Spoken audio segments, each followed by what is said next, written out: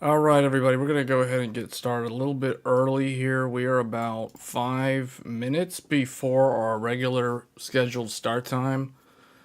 So yeah, happy holidays everybody. So this is going to be the very last Tech Thursdays. This is episode 90 of the year 2024.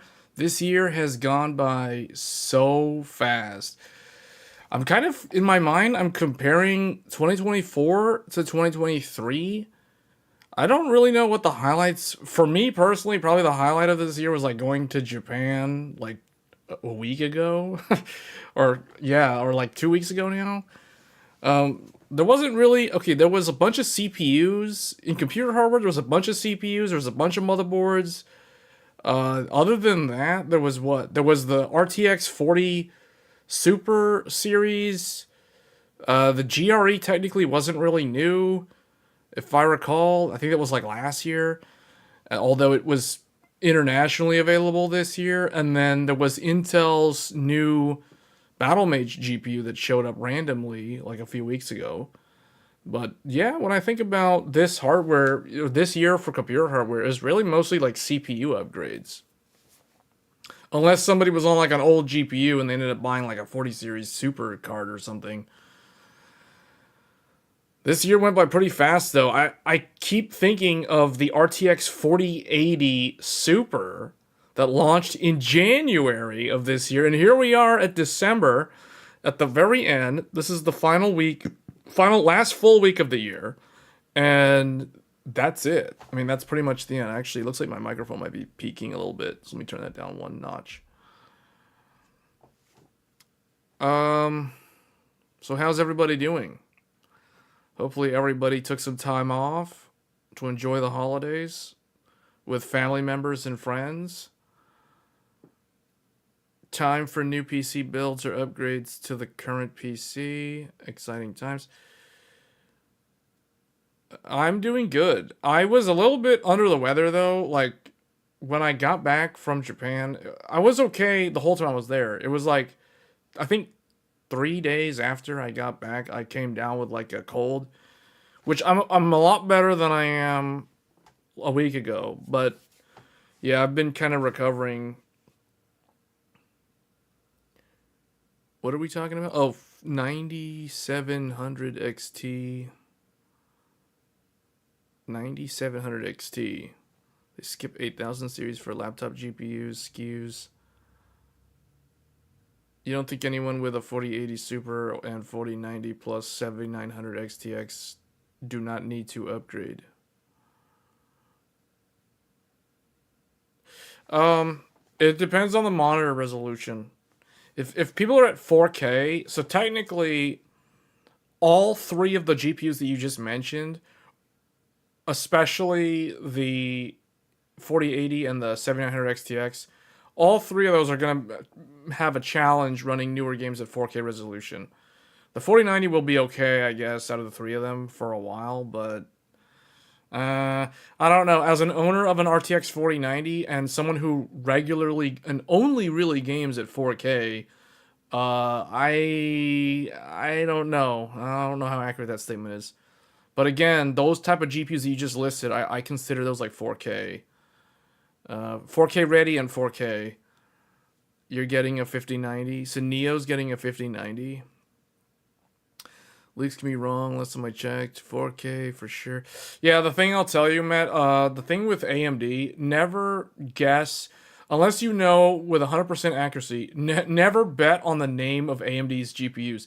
AMD has the worst track record for changing the names, the naming convention for their GPUs every generation.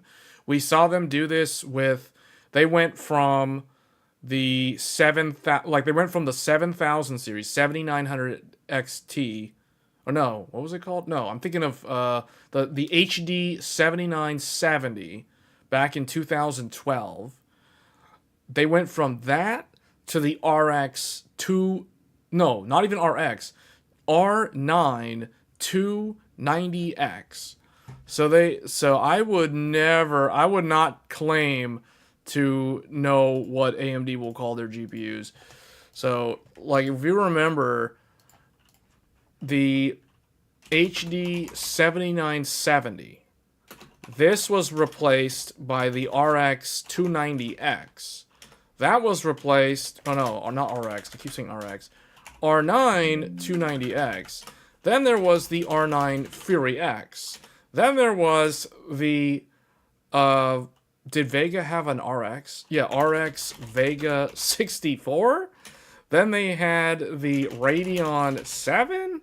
So you see what I'm saying? There's not really a well-defined pattern right there.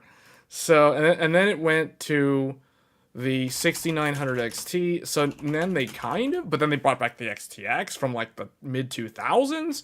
So I don't know. I would not claim that I know what they're gonna call their next GPU. Looking at this.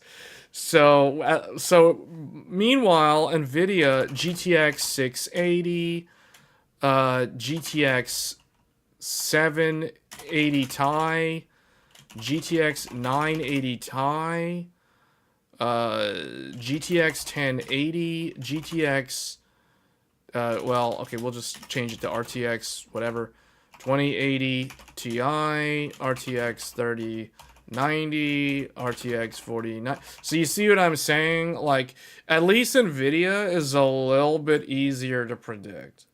Like, they hold on to the pattern longer than this. Like, I don't know. I don't know what that's going to be called.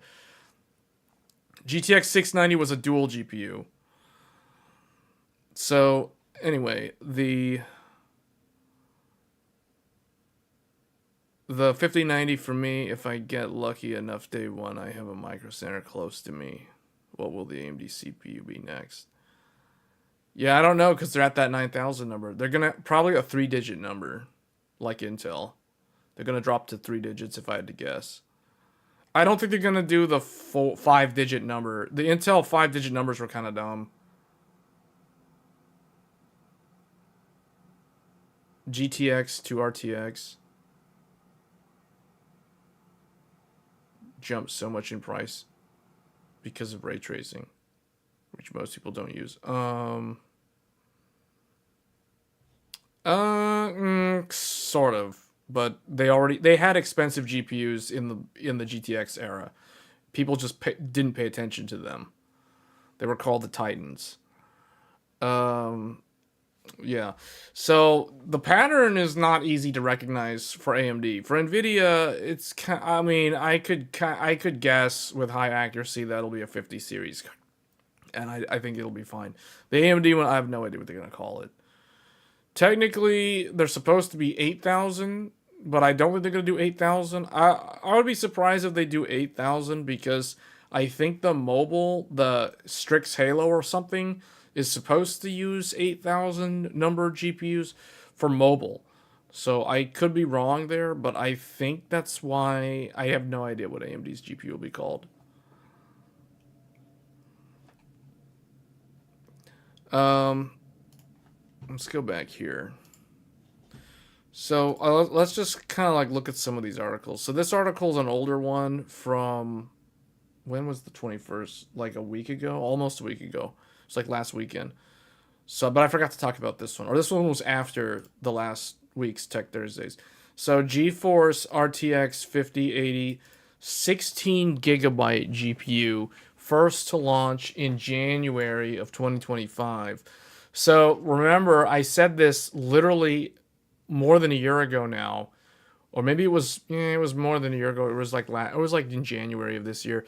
I was saying that if NVIDIA wants to be smart, they would release the lower priced, like the second best card first, just like they did with the 30 series. I've been saying this literally all year that nvidia it would be smarter for them, it would be wise of nvidia to return to the 30 series style of launching. So the rumors seem to line up with what I expected from the beginning of this year. The RTX 5080, I think this should launch first. The 5080 should go first, just like the 4080. And the reason why this needs to go first is because the 5090 is going to be insanely expensive. So you don't want to put, if they put 5090 super expensive, then that's gonna like alienate the audience. So people aren't really gonna know what to do. There's gonna be people that are just straight up not gonna buy it. There's gonna be people that are gonna be like, I don't know what I'm gonna do anymore. I'll just buy last gen or whatever, or buy a used GPU. So what they're gonna do is they're gonna do the RTX. It's the return of the RTX 3080 from 2020 all over again. This is going to be marketed as the value king, all for like enthusiast class GPUs, high performance GPUs. The reviewers are going to say it's amazing, it's so wonderful, it's so energy efficient. 16 gigabytes is totally fine, they're going to say. But there'll be people that are probably going to criticize the 16 gigabytes a little bit, but I don't think 16 gigabytes is that easy to criticize compared to like 8 gigabytes or 10 gigabytes or even 12 gigabytes. So this is the one. So what they're gonna do is they're gonna do what I call a psychological classical conditioning. They're going to classically condition the entire tech audience to believe that this is a good product, because currently throughout this year with all the rumors, we have kind of looked at the 5080 as sort of a negative, a bad product, like a bad choice, because it's going to be over $1,000. This is going to probably be about $1,200, the MSRP, just like the 4080 before it. So again, $1,200 for 16 gigabytes. It's not going to be super future-proofed for 4K gaming, but it will probably do fine at 4K gaming the same way the 4090 is okay at 4K gaming today by today's standards. So, and they're going to get on stage and they're going to talk about how the 5080 is faster than an RTX 4090. Wedlock? Wait, that's an interesting username. Wedlock just subscribed to the channel. Thanks for the sub. But yeah, they're going to paint this as faster than the 4090 in some capacity. I don't know what the capacity is, but you know how they're going to do it. They're going to do it the exact same way where they showed frame gen on a 4070 or a fake 4080. It was the 4080 12 gig, aka 4070 Ti. Because everybody remembers those slides where they were like 4070 Ti is faster than a 3090. Faster than a 3090. And what they were showing was the frame gen, they were showing the DLSS, the newer upscale, like the latest and greatest, all that stuff. And the better RT. So they were using better RT and frame gen to sell people on the idea of a lighter weight GPU beating a heavyweight GPU from the previous generation. So we'll see the same kind of thing play out again. Oh man, it's like clockwork. It's like as expected every single time. So just you wait and see.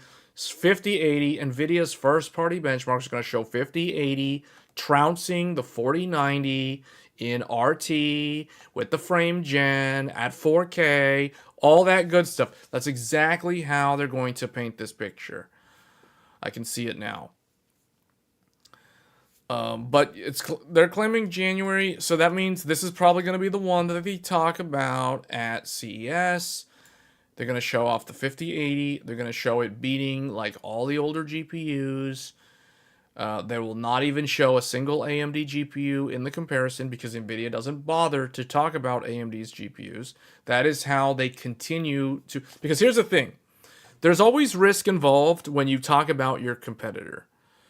Because unless your product is really, really good, like so good that you want to show that there is, like, it completely dominates the competition in every way, you normally would not talk about your competition. Because anytime somebody brings up their competitor, that allows the viewer or the listener to become aware of the competition, even if they were never even aware of it. Because then it can create curiosity in their mind. You know, like, especially those inquisitive types, where it's like, oh, whoa, there's a red team. There's another brand out there? I didn't even know that. Wait, what? There's another type of GPU brand? It's like with cameras, you know, like how there's Nikon and Canon and Sony and I guess maybe Fuji and some of the other ones. Olympus isn't even around anymore. I think they're like OM now. But if you think of like the cameras, anyone who's into photography or cinematography, like, you know what I'm talking about. There's the big three. There's Canon, Sony, and Nikon. It used to be Canon and Nikon. Then Sony kept on like innovating and caught up and then kind of like overtook Nikon. And now Sony's like vying for second place to try to get first place over Canon. But you know what I'm saying? So it's like Canon and Sony and Nikon. It's like nvidia and AMD in the GPU world, and then you kind of have Intel as like the third one. So Intel's kind of like Nikon, although Nikon's definitely way more relevant in photography than Intel is in graphics for the high end. But you guys get the analogy. I hope you guys understand the analogy. So it's like if somebody from Canon starts talking about, oh, our competitor came out with a mirrorless camera more than 10 years ago, but we now have our own mirrorless camera. Well, and they show like the Sony mirrorless camera and their own new mirrorless camera. Well, someone might sit there and be like, oh, wait a minute, Sony makes cameras too, huh? Maybe I should check out what they've got. So that's why you don't want to talk about your competitor unless you're very confident in your own product. But nvidia almost never talks about the competition because they don't want to open that door. They know that most gamers don't even know that there's an alternative to a nvidia graphics card. So that's why they don't ever talk about the competition. You know, it's like a don't ask, don't tell. Like, they're not going to talk about it. So I expect the 5080 to only be compared from nvidia's own first-party bar charts to like 40 series and 30 series. Maybe 20 series will be in there, I guess, maybe. But, like, that's what they're going to compare it to. They compare it to themselves. And that's how they've always done it. So I expect that to be the same case here. But, yeah, they're going to show 5080. They're going to show, like, 4080 getting dominated by this thing. They're going to show especially the 3080. The 3080 is probably where they're going to really focus some of the narrative. However, when they talk about the price... When they talk about the price of things, I don't know what they're going to do, because if they're trying to make a comparison between the 3080, which had an MSRP of $699 back in 2020, to the $1,200 5080, then they're going to have to somehow show like, oh, the percentage uplift is so much more than the price hike. Or they could get very technical. I don't expect them to do this. But they could do something like, I could see them doing like inflation comparisons. Like, oh, $700 in 2020 is now, you know, like X number of dollars in 2025. So when you think about it, $1,200 is really not that much more when you consider how much faster it is. Like, they could really do that if they want. I don't think they're going to go that far. But I think they're going to basically target 3080 owners and try to get 3080 people to upgrade to 5080. Because that makes a lot more sense, because most people skip the next generation. So most people on the 4080 are probably going to skip the 5080. But that doesn't mean they're not going to show some comparisons, because they got to show gen over gen comparisons. Hey Mark, so you're asking, do you think that that nvidia and AMD are trying to tell game makers to keep their... No. So basically, when they're looking at creating a new graphics card, they work with the developers, not just game developers, but also like application developers to figure out what is the sort of like how does their program scale today with the current video memory amounts that are available? Is there linear scaling? Is there exponential scaling? Is there logarithmic scaling? Usually it's like logarithmic to linear. There's not really any exponential gains from improving the amount of RAM unless you're at very high resolution, like 4K for instance, or 5K or whatever. No one's gaming at 5K, so that's irrelevant for gaming, but 4K is something that they do target because the developers themselves are targeting 4K. And that narrative is being pushed not only from developers but from streaming services, content delivery networks. Netflix tries to sell you the 4K streaming premium offering, like that kind of stuff. So that is part of the narrative, but no, they're not trying to keep games like limited to a certain amount of VRAM. No.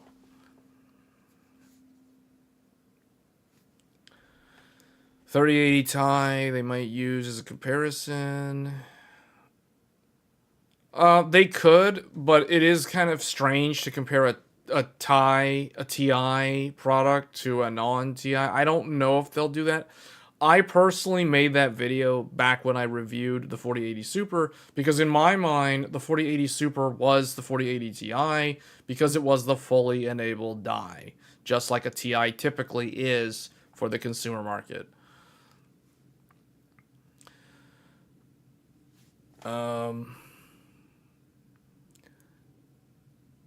Did you see the leak for nvidia CES timestamp? No, I did not. Is there like an article for that? But this is going to be the first one. This is the one that they're going to build up the marketing hype for the 5080. They're going to because right now everyone thinks, oh, it's so expensive and it's only 16 gigabytes of VRAM. That's terrible. That's terrible value. That's the current narrative in a lot of like tech enthusiast minds. And they want to stop, they basically want to contain and stop that wildfire, like mouth to mouth, or like, what is that, grassroots marketing? What do you call that? Word of mouth marketing? Like, word of mouth marketing. They want to stop that narrative. They want to stop the people that keep saying 16 gigabytes for $1,200 is bad value, you shouldn't buy it. Like they want to stop that. So it's like, no, people that are saying it need to stop saying that. Because NVIDIA's like, no, that's wrong. That's the wrong attitude. 16 gigabytes is totally fine for 4K. It's so good. It's such good value. It has frame gen. It has better RT. It's so good. That's what they want people to think. That's the narrative that they want to condition your mind into believing that. It's basically propaganda and brainwashing, but it's done in a consumer specific way or consumer centric way. So I expect this to begin in full force literally a week from now. The brainwashing is going to begin, yes. You had to pay $1,900 for a Strix 4090. Okay, so yeah, 16 gigabyte GPU is coming first. That makes a lot of sense. During the unveiling, the NVIDIA CEO Jensen Huang will present the enthusiast grade and high-end options such as this and this. I don't know if that's true, but maybe it is. Starting first, the 5080 GPU, 16 gigabytes, blazing fast. Doesn't matter if it's blazing fast. If you run out of the buffer, it's going to become a problem no matter what. But the thing is, 16 gigabytes is still quite a bit of memory, though. It is rather interesting to see. Now, where this is going to be like a no-go for a lot of people is AI. People who want AI, like if they want to buy a GPU on the cheap for AI workloads, they're going to avoid the 5080 like the plague, and instead they're going to want to buy either a used 4090 or they're going to try to buy a used 3090 or 3090 Ti. because those are 24 gigabytes. And the thing about AI is the VRAM buffer matters more than, like, oh, it's faster in rasterization. Like, okay, who cares? Because if the model can't fit in the VRAM, it's a completely useless graphics card. So I don't expect anyone to be scalping this for like AI, trying to flip it to sell it to someone who's doing like an AI business, for example. So I don't expect this to be a problem. But I think the gamers. So if people are gonna scalp the 5080, they're gonna be banking on hoping, I guess, that the gamers are willing to pay. So like if someone buys this for $1,200 and they try to, like, let's say for example, somebody scalps the Founders Edition 5090 from Best Buy, and then they try to sell it for like $1,600 to $2,000. Like, they're gonna try to make, what is that? They paid $1,200 plus the tax, so they paid about like 13 something, under $1,400. So someone spent under $1,400 to acquire a 5080. Then they're gonna try to sell it to make a profit of what? $400. So they would need to sell it for $1,800 to $2,000 if they're trying to get like $600 profit. So maybe there's people that are gonna do that, but I don't know how popular it's gonna be to try to scalp a 16 gigabyte GPU. The thing I've realized is scalpers are not dumb when it comes to this stuff. Like, they know which ones have the value because a smart scalper studies their target buyer. Like, they're going to understand the difference between people who are buying a GPU for AI versus some gamer who just wants to play Fortnite or whatever, or some like Black Myth Wukong or whatever they want to play. It doesn't really matter. They want to play a game. They're going to understand the difference between the two in what they're looking for when they're buying GPUs. So, yeah, this is going to sell out instantly. It's going to sell out instantly. Mostly, the scalpers are going to grab it, and then they're going to try to sell it for like $1,600 to $2,000. I'm pretty sure that's how it's going to go down.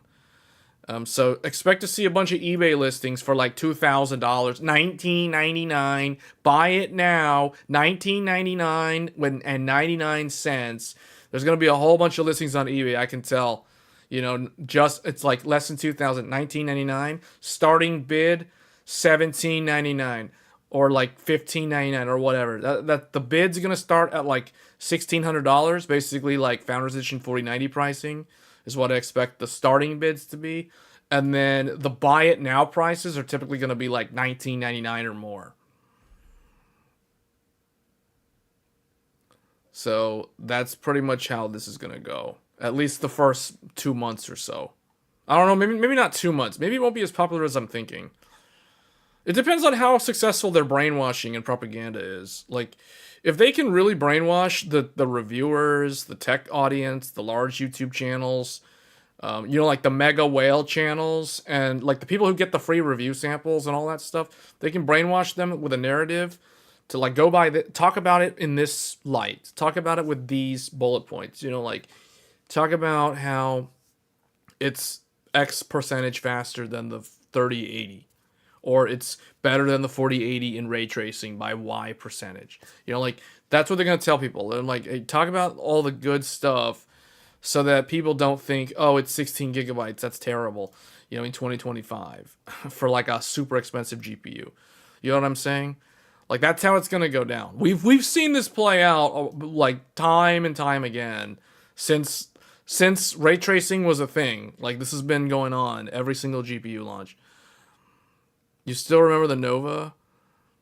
It's still gone. You still remember the Nova I mentioned months ago? It's not forgotten. Okay.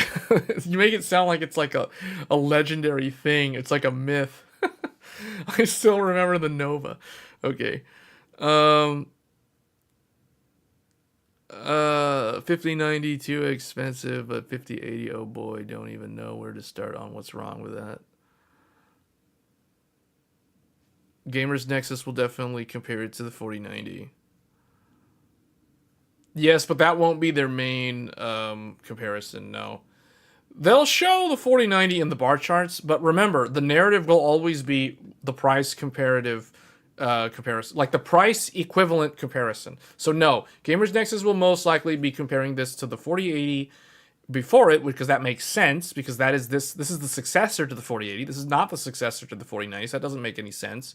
But that doesn't mean that they won't compare it. Yes, they will show the 4090 in the, that long list of bar charts that they show, but the main narrative is going to be how it compares to a 3080 and the 4080. That is what it's going to be primarily compared against. And everybody's going to do that. Like, that's the correct thing to do. Like, yes, you can compare it to a 4090, but, that's not exactly the right thing. Like, that's a different class, but people are still going to do it. nvidia is going to say that this is faster than the 4090, and it probably will be by like a small percentage in something. I know it'll be better in ray tracing. I don't know how much better it'll be in like anything else, but I think it will still probably be better than the 4090 in most cases. And really, that helps with the brainwashing. That helps further reinforce that the 5080 is good, because the more that they can show that the 5080 is better than the 4090 and it's cheaper than the 4090, that is exactly what they did with the GTX 1070. Don't you guys remember? Do I have to go find the clips? Like, it's I don't know. I guess maybe I have like really, really good memory or something, because I still remember Jensen Huang saying the 1070 is faster than a 980 Ti, and he was right. So not in all cases, but in most cases it was faster than a 980 Ti. So, and it was the same thing with every subsequent launch, although the gap kind of narrowed later on. But yeah. So, you read where GDDR7 will use less voltage and lower temperatures, just need to see tested. Okay. VRAM is not the vast majority of the heat source, though. Like, VRAM is only the heat source. Like, VRAM can be a primary heat source when the GPU is idling, not when it's under load.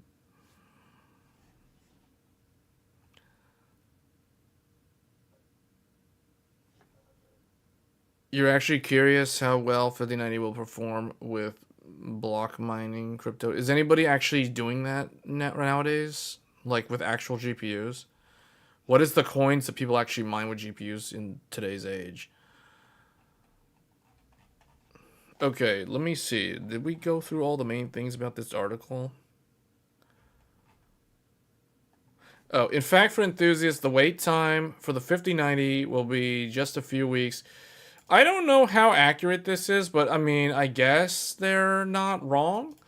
It is said that both 5090 and 5090D are eyeing a debut by the end of January or mid-February. That means that they're going to be shown, they're going to be announced, and they will launch. So we may not see 5090 until March or the very end of February, which means 5090 is probably going to come out around Monster Hunter Wilds. The 5090 will once again offer a gargantuan upgrade over the existing 90 class offerings to set a new benchmark for high-end PC gaming. AMD and Intel, on the other hand, will be aiming at the mainstream. So, yeah, okay. Intel has proven that the ARC, which has taken the market by surprise, in the $250 segment, it will be a heated battle for nvidia and AMD against Intel. What is this? Are they? It's funny. The writer in this article, who wrote this, by the way, WCCF Tech always has like the most over the top, like, it's like so over exaggerated. Hassan wrote this. I'm not surprised. He's a great writer, but still, man, come on, really? Nvidia and AMD are going to be in a heated battle in 2025 against Intel's B580. So when I read this, this comes across as he's basically painting the narrative that 2025 is going to be all about like buying budget lower end GPUs. Like, is that going to be the talking point or the highlight of the year? It's going to be like the best $250 to $300 GPU? Is that what everyone's going to talk about? Because no one cares about anything else? It's weird that this kind of needs to be in a different article because that doesn't really match with what this is talking about at the top. The 5080 will be available in both Founders Edition and partner variants, which have started seeing the first listings on the internet. For real? Oh, this was even further back. EEC listing, validating presence of several models. Oh yeah, I remember this. And then Zotac or somebody accidentally like put the stuff on their site. I remember that one now. All right, let's look at this one now. So let's change to AMD for a second. So AMD Radeon, probably not as exciting, but probably. You know what's funny though? It's funny how it's like everybody wants to talk about the really big, super expensive GPU. But the ones that offer the most value are actually the ones that have the most staying power in terms of like you can do so much more. There's so much more to talk about with these lower end GPUs, like the Intel GPU, for example. But with AMD, with the RX, I don't know where this name came from. 9070, is that what they're really calling it? The RX 9070? Wait a minute, hold on a second. Wait. We just talked about how AMD named their graphics cards over the last decade. Like they've done the 70 name before. They had the HD 7970 when they had the last time they had 4-digit numbers before they went back to 4-digit numbers in 2019. So they were calling it the HD 7970 and the HD 7950. So they had the top dog HD 7970, HD 7950 was the cut down. Then they had the HD 7870 and the HD 7850, aka PS4. And then they had the HD 7770. And then they had the HD 7750, I believe. Yeah, so they had all of these GPUs back in the day. So they've done the whole like 70 thing and 50 thing, and this is the cut down, this is the full enabled. So AMD has done this. However, this is typically code name. This is the XT. This is the XL. This is the XT. This is the XL. You know what I'm saying? So they've done this stuff before. They didn't use the XT name on the actual box, like actual product name. Internally, the engineering name meant that the XT meant it was the fully unlocked.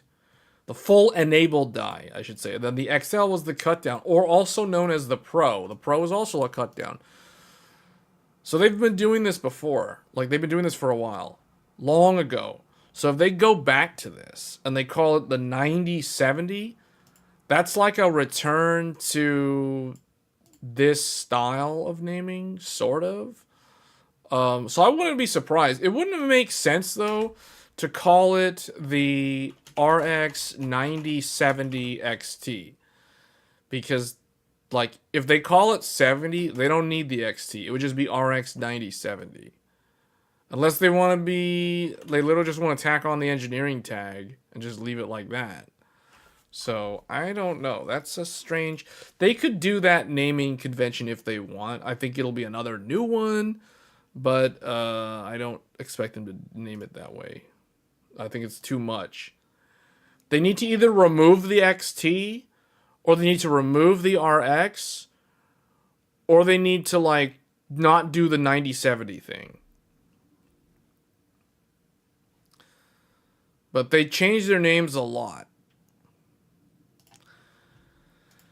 So for some reason this is called the RX 9070 XT. This is like taking 2012 naming conventions with 2020 naming conventions with like 2016. Well, I guess this one persisted for a while.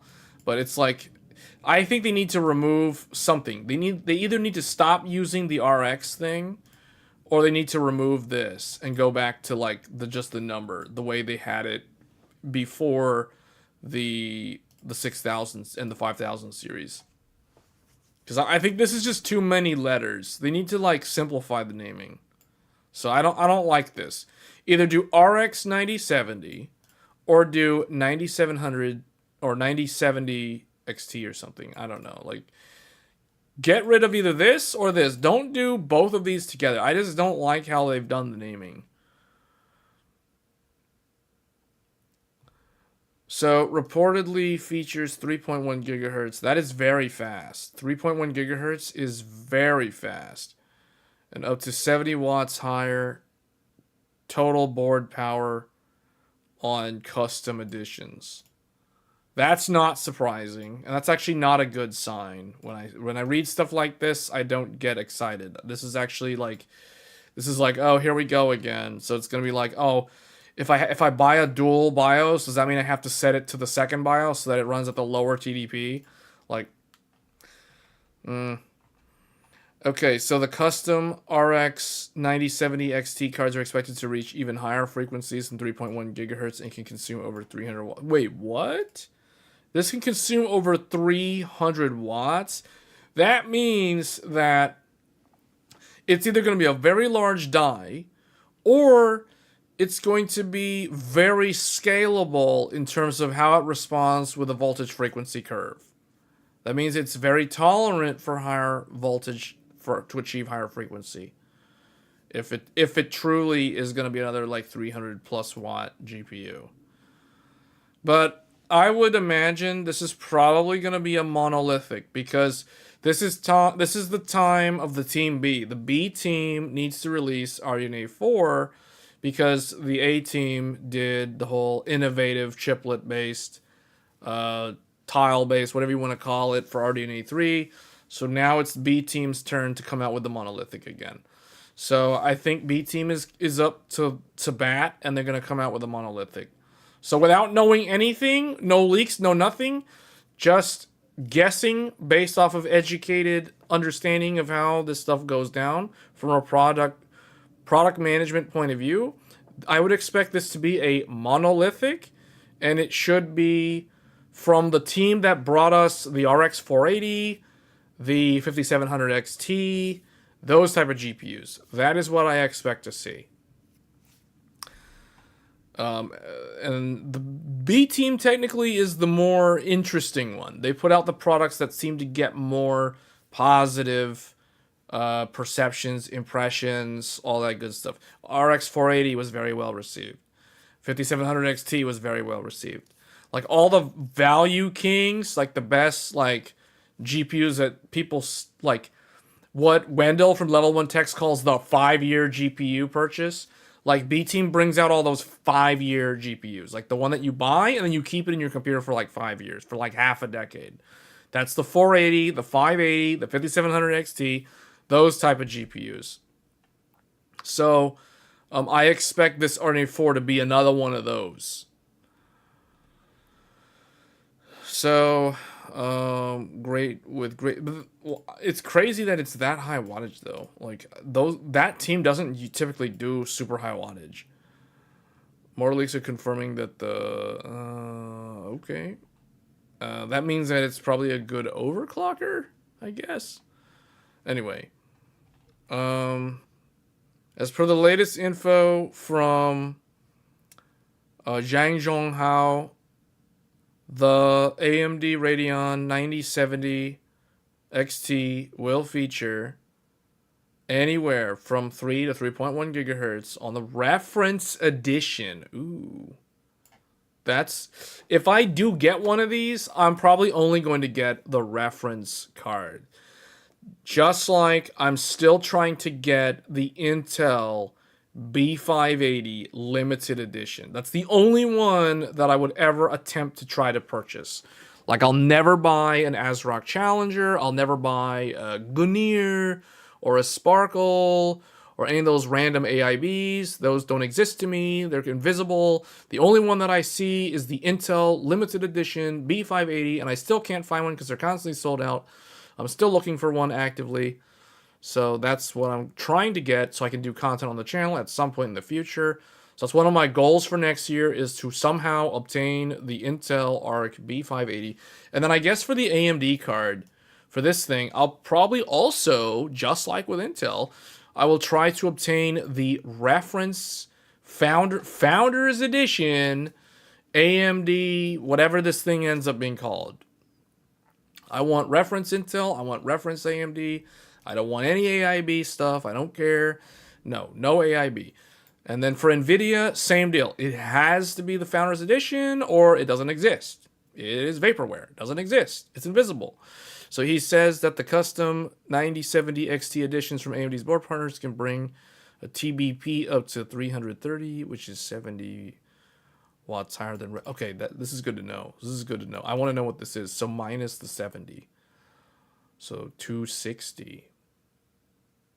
So it's about 250 watt. That's what I thought it should be, 250 watts. So the reference card will be around 250 watt TDP. That is expected. The reference edition was already near the power consumption of this and this. It's going to exceed. However, public version TBP 260X, same non-public version pulled. Yeah, this should be like 250, 260 watt. That sounds correct. The 330 thing sounds like nonsense. That sounds like fake news. This is far better than the Time Spy it yielded.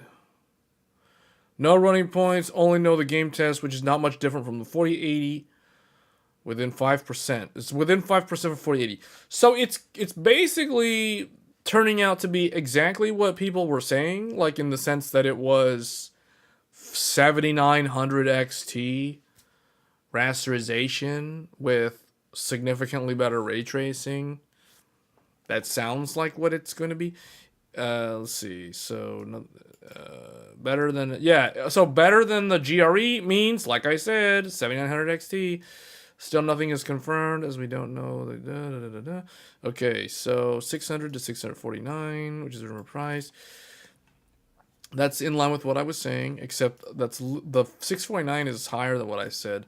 Remember what I said, guys? I said 499 to 599 was my range. So anywhere from like 500 to 600 is what I said. I kind of think that AMD... Personally, I think AMD is a big fan of the $549 and maybe the $599 price point. They like that price point. You know how NVIDIA really likes the $1,200, the $1,199? AMD is a big fan of the $549. So I wouldn't be surprised if this was $549 for the reference edition. And then the AIBs are going to be more expensive. Because they're going to give you the triple fan, the quad slot, your giant Big Mac quarter pounder size GPU in terms of the thickness. Like the AIBs will do that and they're going to charge more money for that.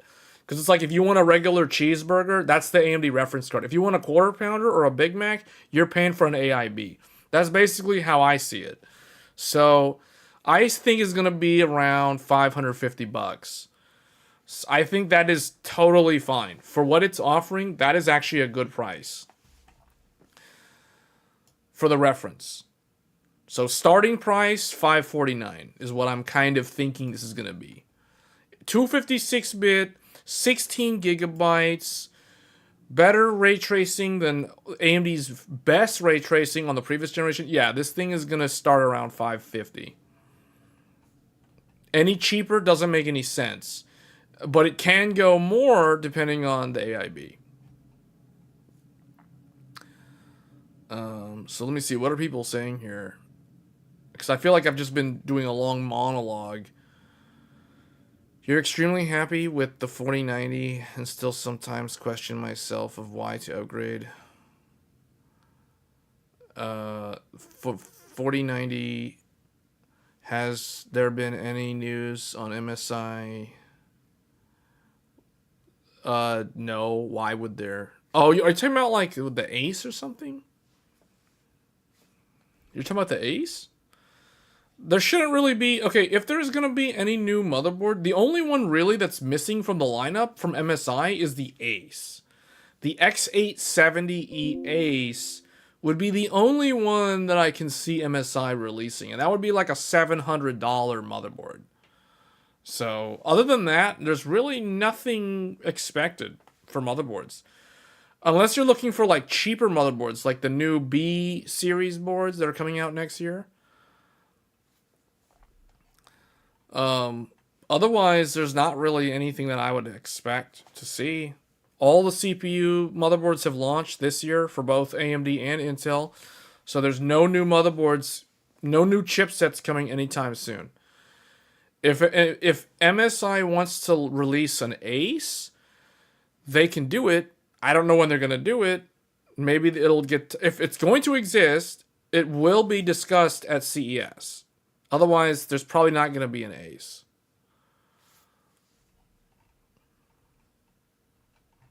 I got tired of waiting for the Ace, to be honest, so I ended up getting the Godlike. And I've been pretty happy with it. I mean, we're literally streaming with the Godlike right now. See, here we go. Godlike is right there. We're streaming off of the Godlike for Tech Thursdays, and it's been flawless. It's sitting there with 4 sticks of DDR5. We're running all that RAM at 6,000 megahertz. I haven't bothered to overclock the RAM. We'll probably try that, but I need to either get more RAM so I can not have to like disable my, like mess with my live stream computer every time just to do something like that. But yeah.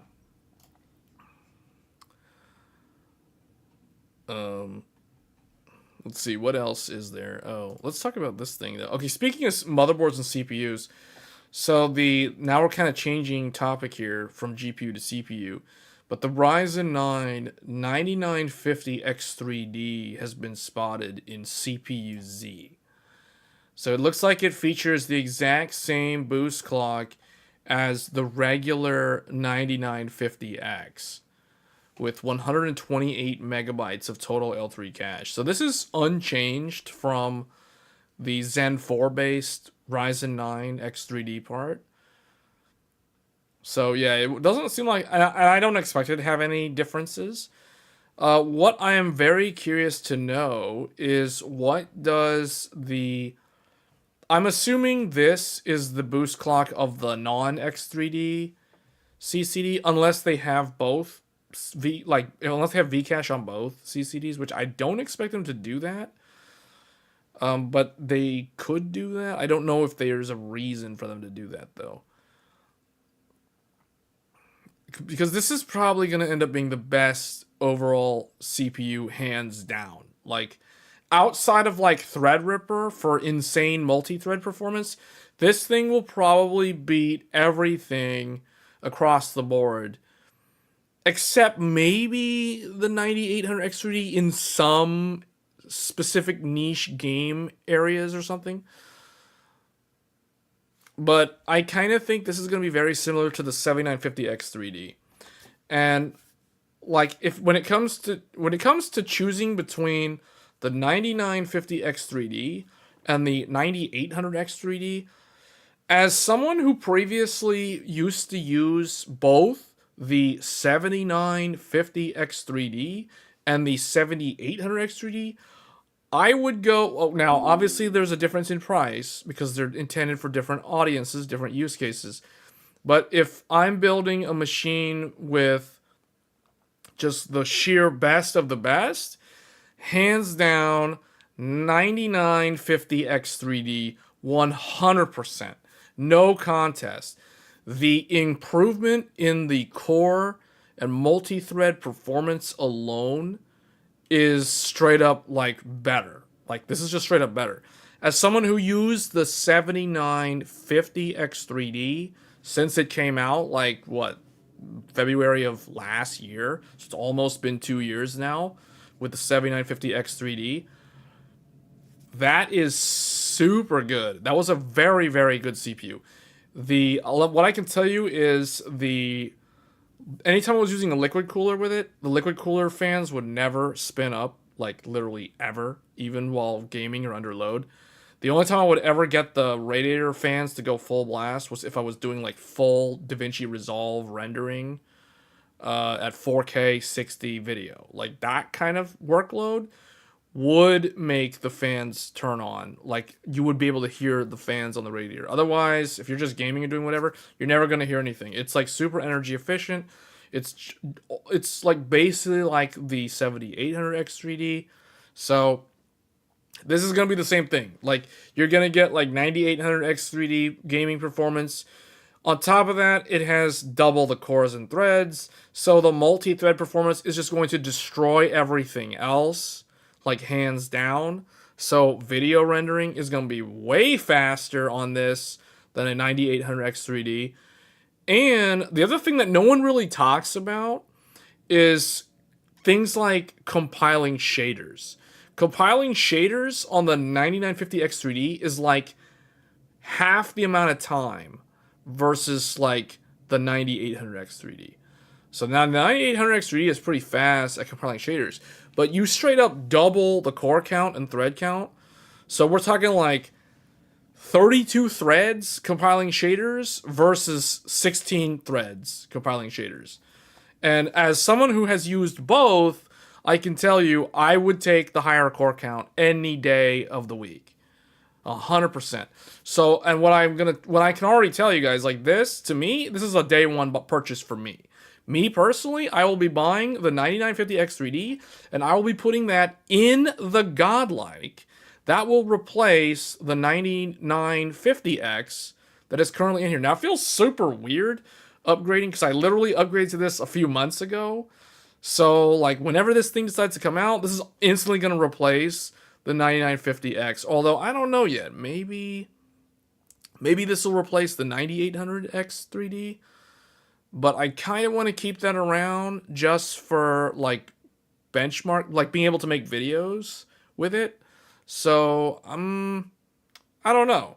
Maybe I'll have both my computers using the Zen 5X 3Ds, or I will keep my 9950X, and instead I'll remove the 9800X 3D and replace it with the 9950X 3D. So I don't know. I have to think about that a little bit. But we'll see. But yeah, I am definitely getting this. Like, I am 100% buying this on day one. This is a day one purchase for me. The GPU stuff, I'm not so sure. I'm not so sure about that. But this is definitely going to be going in the Godlike. Because personally, the Godlike should be paired up with a Ryzen 9. And that's the reason why the Godlike that I'm running right now is paired up with a Ryzen 9. It's paired up with a 9950X.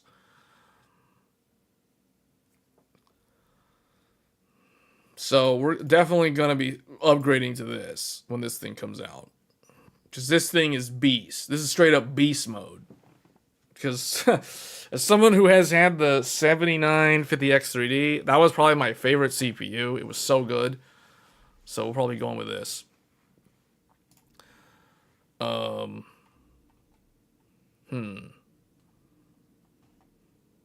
Did somebody like Photoshop? Is this a Photoshop picture? It doesn't look. That probably could be real. This is wrong though. I don't know if I believe this picture. Because hold on, let me check something. CPU-Z. CPU-Z. The new CPU-Z. I know this is the new Ryzen logo. However, it should say 9, I think. Unless it hasn't been updated. This is version 2.12. So this is actually older than the latest one. The latest one I think is 2.13.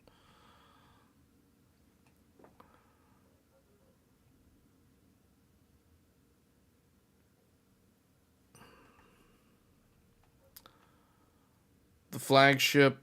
This is going to be the flagship CPU. Like, because the fact that the 9800X 3D is performing so good compared to the non-X3D, that means that this is, like, going to be so good that, I don't know, this is going to cannibalize the sales of the standard 9950X. The standard 9950X will have to get cheaper to coexist with this. If this is just as good as the 9950X at productivity, like, why would anybody buy the non-X3D? Yeah, it should have a 9 here, though. So either someone photoshopped this, they, like, colored over the 9, or maybe because this is version 2.12, it doesn't know. But if it was the older version, it would use the old AMD logo, not the new AMD logo. Basically, what I like about CPU-Z shows the logo based off of the generation. So for example, Zen 5 features a logo change. Zen 5 looks like this in CPU-Z. Whereas Zen 4 and the older Ryzen CPUs, they had the classic, that orange, and so like that orange circle design in the logo for the CPU. You guys know what I'm talking about. If anyone who has like an older Ryzen CPU, you know exactly what I'm talking about. The classic Ryzen logo. Like if you have a Ryzen 7000 series or older, you've got that older logo.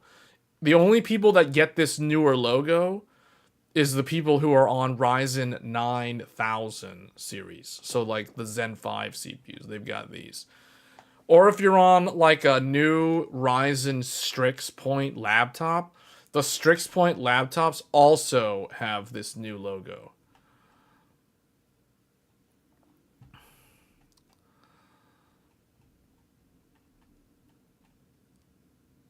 Okay. One more thing to point out in the CPU-Z window is that the processor will have the same 170. Yeah, that's obvious because that's the same. So yeah, this is pretty much basically the successor to the 7950X3D. So if you are a fan of the 7950X3D, or if you're someone who wants the best gaming CPU with the best multi-thread productivity performance combined, that's what this is. And this is literally the CPU for yours truly. Because I'm someone who does need a strong multi-thread CPU for rendering videos, for example. And like all of the above. Like I need something that has a lot of cores and threads. And we also cover gaming on this channel. So this is literally the CPU that's designed for me. Like, this is basically tailor-made for somebody like me. Gaming and content creation combined. That is the X3D. That is the Ryzen 9 X3D. So, this CPU is basically made to be paired up with an MSI Godlike. Like, straight up, this is a CPU that goes with the Godlike.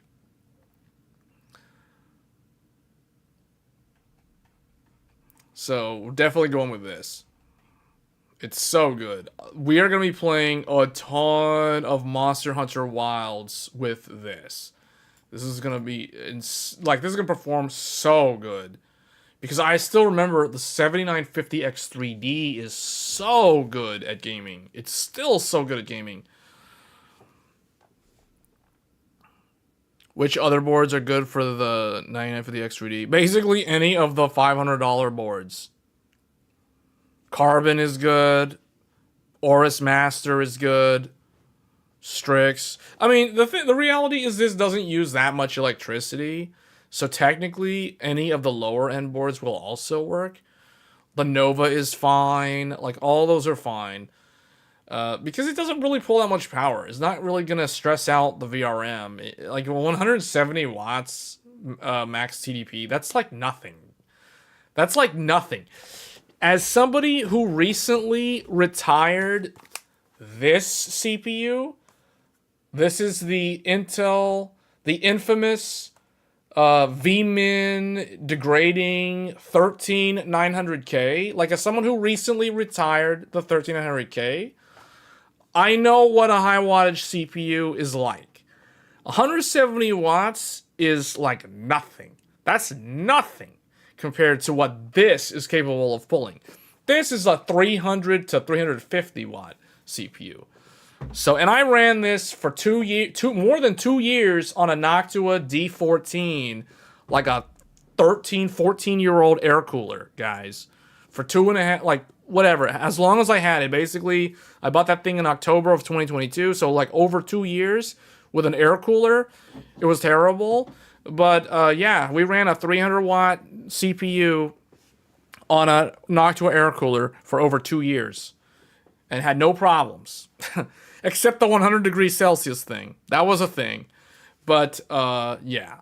So this you can use this on an air cooler. Any air cooler, any big nice air cooler like a Thermalright or a Deepcool AK620 or a I probably wouldn't use a Scythe Fuma 2 on this because the fans don't spin fast enough, but probably like a Noctua D15 would handle this just fine.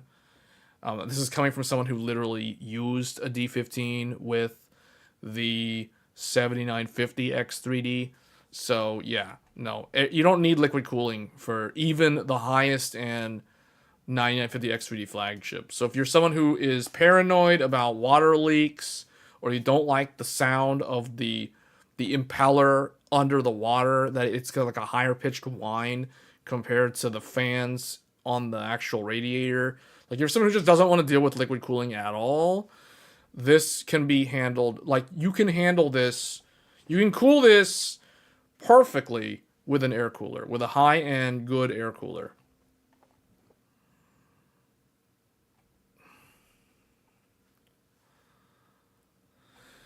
Yeah, that's going to be a pretty high-end computer. That's a very high-end computer. 9950 X3D, 5800 or 5080, 48 gigabyte single rank running at 8,000. That's all doable on a good motherboard, like a $500 motherboard, or even maybe a $300 motherboard. Depends on the board. Like the Nova probably, I guess, or the Tai Chi definitely.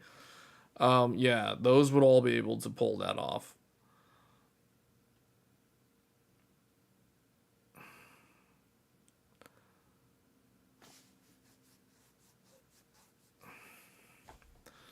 Yeah.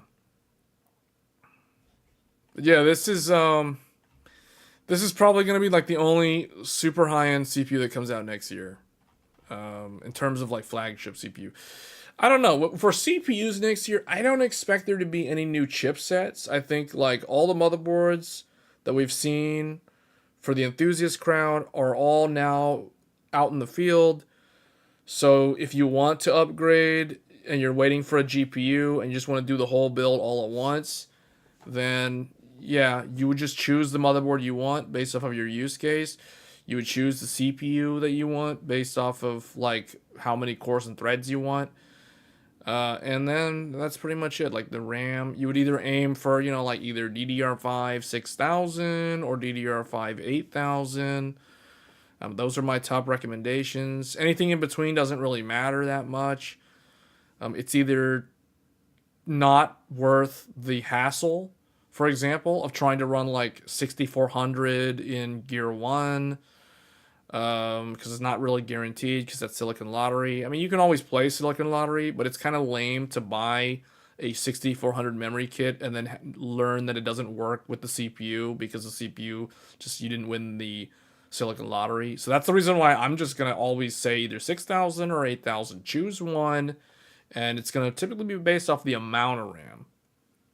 So if you're running a lot of RAM, then like 6000 with like 4 sticks, for example, of single rank is probably the way to go. But if you're going to run like very, very fast RAM, so I would say 48 gigabytes at 8000, that is the way to go. That is probably going to be the absolute pinnacle for set it and forget it. I don't need to deal with troubleshooting. It just works and it games top tier. Like that's the way to go. As someone who has tested a whole bunch of different memory speeds and configurations, my conclusion is that trying to tighten the timing so far down to the brink of stability isn't really worth the time and effort.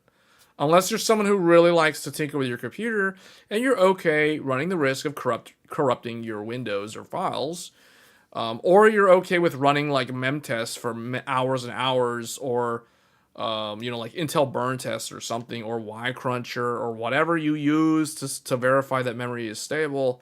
If you're okay doing that, and like when I stress test, I'm talking like hours of stability testing. If you're okay wasting that much time on stability testing, then more power to you. But I'm the type of person, I ain't got time for that. I want to set it and forget it and know that it works with 100% accuracy and stability and reliability. Because like Would you feel comfortable live streaming for hours in front of a large audience with unstable memory? See? So, no, it has to be reliable and it has to work. So that's why I'm the type of person. It's got to be practical. It's got to be easily repeatable for other people to follow along. So, like, if I tell you 6,000 RAM, it's very easy. It's going to work. If I tell you 8,000 on the RAM, it is very possible to do that. There is mainly really just one thing that matters, and that's going to be the motherboard. Otherwise, it's easy. So, we'll do some more videos. I've kind of been on kind of like a hiatus, not making videos recently because I went to Japan, then we came back, then I got sick. Now I'm a little bit better, but now we're at the end of the year, so it's the holiday. But yeah, right out the gate, I'm going to show you guys. We're probably going to do some memory, because I've gotten a lot of videos, I've got a lot of comments on my memory videos and some of the live stream videos asking memory related questions. The questions are always about like 4 sticks of memory, or like single rank versus dual rank, or like is 48 gigabytes the right amount, or is 64 gigabytes better than 48 gigabytes, or is 64 gigabytes worth it over 32 gigabytes. I've gotten a lot of those type of questions on a lot of my videos, so I do need to make more. That signals to me that there's a gap in people's understanding of DDR5 or just memory, computer memory in general. So we are going to focus again on RAM, because I feel like they're just reading through my comments. It seems like there's a knowledge gap for the average person building a computer when it comes to RAM. I feel like there's less content out there when it comes to RAM compared to the CPU and the GPU.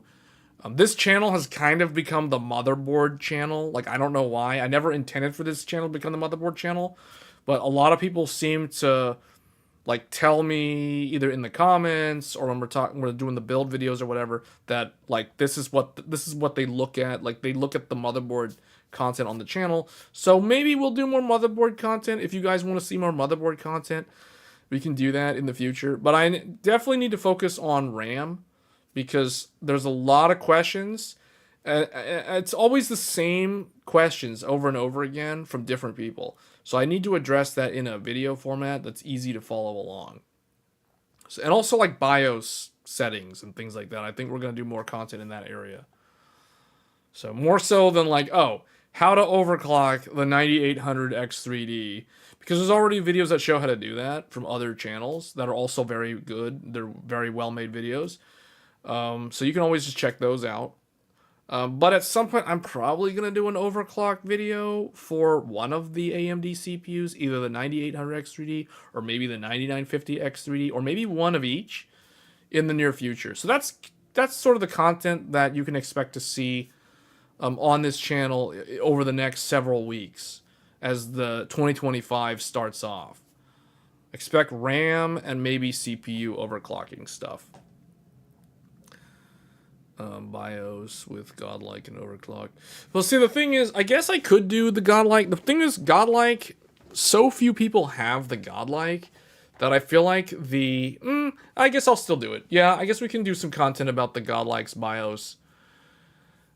There's already a lot of content for like Asus motherboards, but I was planning to do Asus.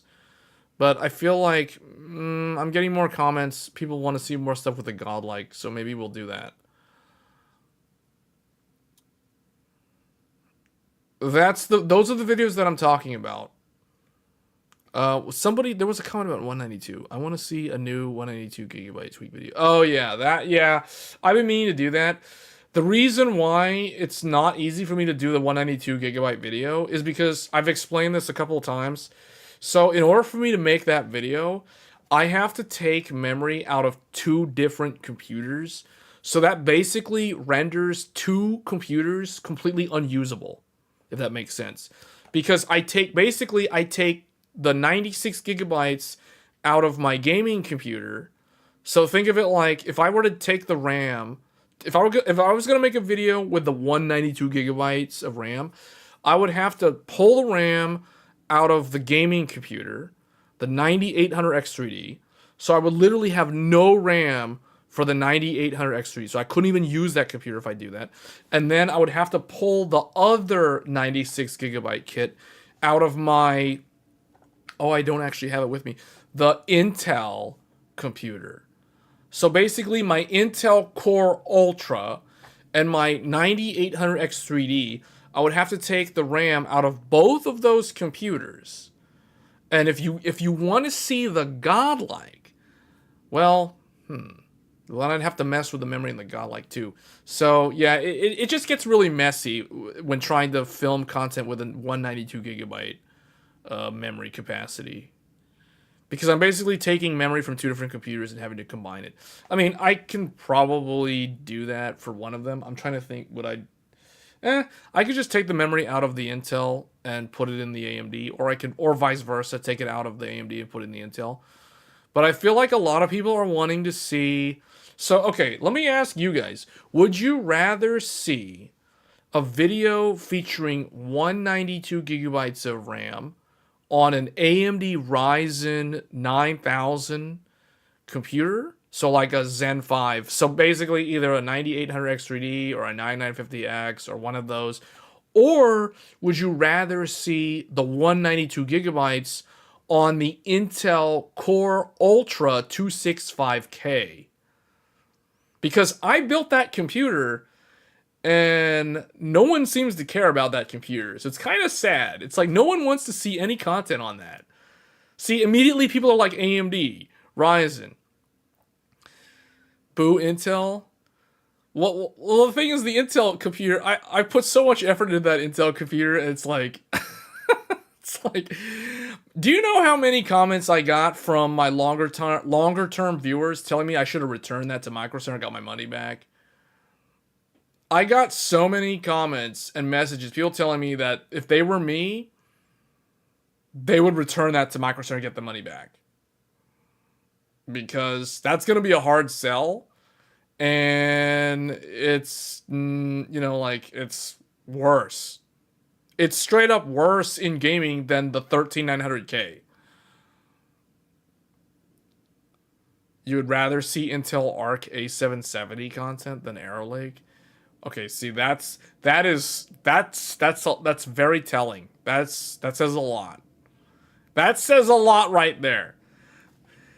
If you would rather see more content about a more than 2-year-old Intel graphics card than a brand new Intel CPU, that is a very bad sign for the Intel CPU.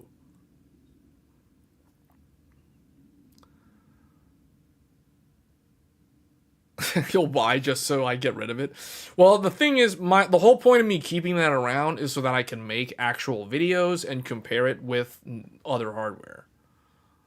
You know what I'm saying?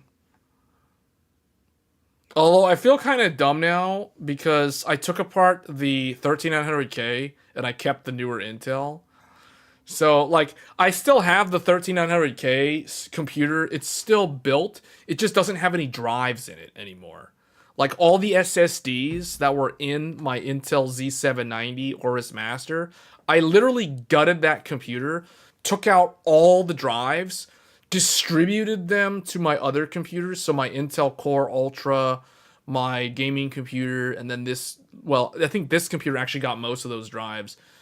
So the Godlike took most of the 13900K's drives.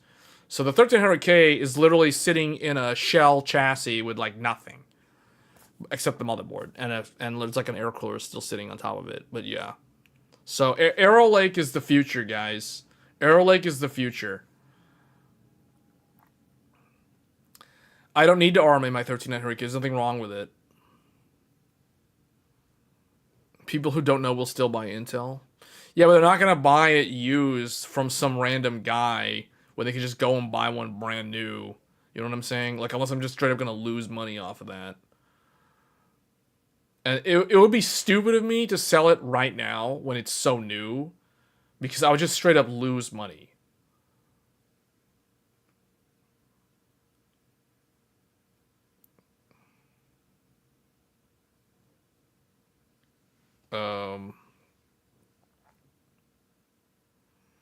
Man, it's so lame how it's like the tables have turned 100%. Like everybody's talking about AMD being so good, and there's all this interest in AMD motherboards. You know what's hilarious though? MSI, Gigabyte, ASRock, and Asus are literally like shocked. They're straight up confused because these guys. Do you guys remember when Z890 launched a few months ago with Intel Arrow Lake? There was so many motherboards. Asus had like 20 or more new motherboards, different models to choose from. Like all of them. ASRock had this amazing OCF formula, an overclocking 2-DIMM motherboard for Z890. Yet they don't have that for X870. And then it's like X870 is, I know X870 is just a refresh. It's not a brand new chipset. It's just a refresh. So there's not as much incentive for them to make all these new motherboards. Whereas with Intel, it's a brand new socket. So it's basically you have to get a new motherboard. So there's more incentive for them to make all these different models. The funny thing is, none of those motherboards are selling. They're literally just sitting in warehouses and store shelves at Micro Center or other stores all over the world. Or they're just sitting in a Newegg warehouse or sitting in an Amazon warehouse collecting dust, wasting storage inventory, precious inventory space in a warehouse, like literally just not going anywhere. It's sad because it's like there's like so many different Z890 motherboards to choose from, and in my opinion, the best thing about Intel's launch is not Intel's CPU. It's actually the new motherboards.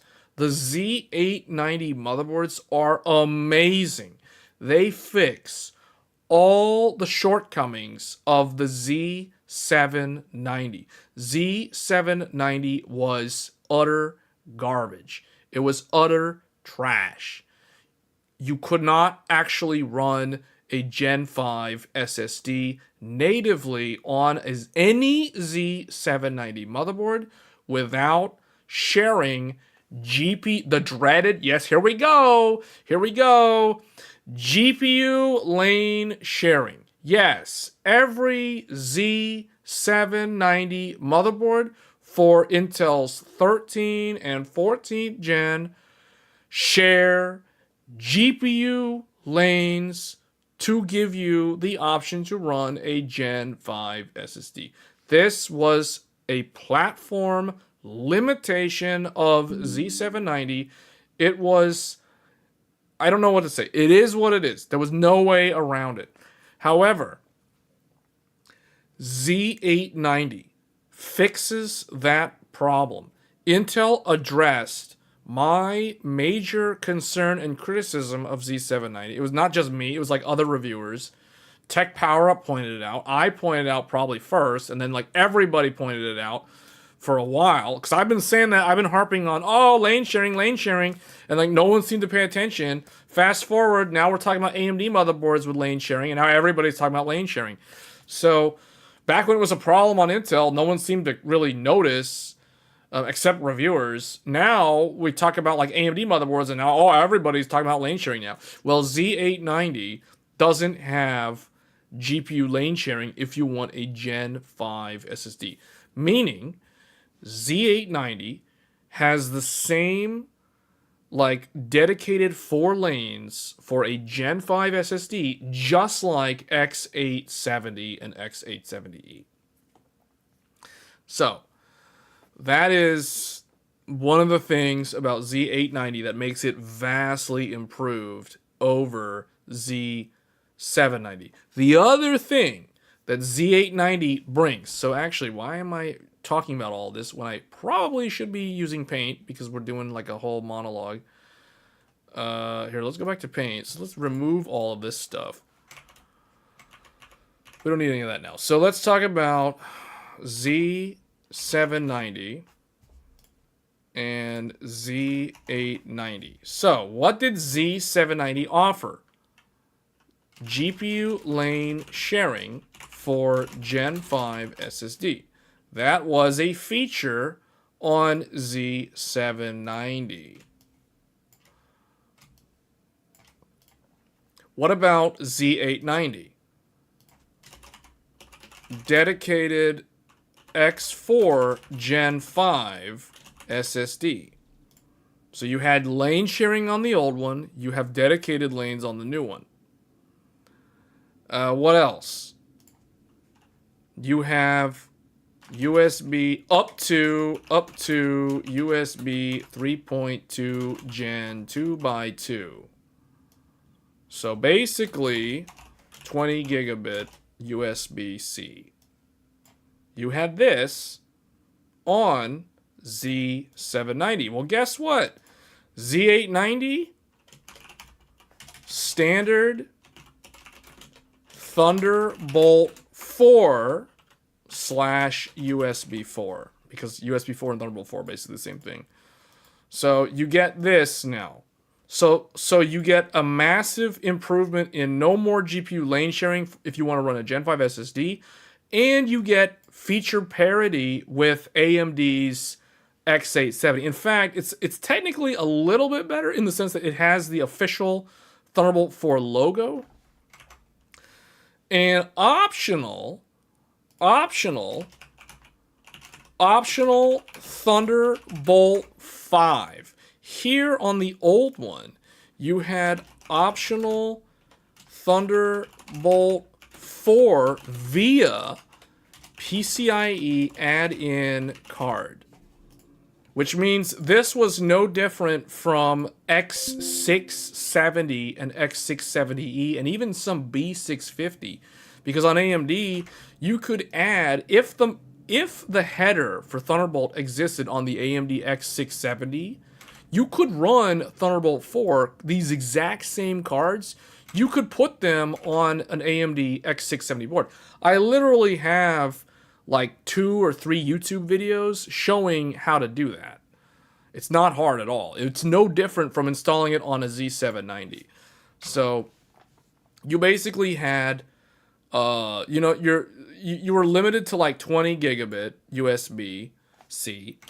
On here, you're getting 40 gig USB-C standard and up to 80 gig USB on Thunderbolt 5. Except Thunderbolt 5 is only available on the most expensive of the Z890 motherboards. So yeah, I mean, in terms of functionality, Z890 is very nice. Very nice. So it's just such a letdown that the CPU just underperforms. Because I'm a big fan of USB 4. In fact, I've been using USB 4 for, I think, a little over 2 years now.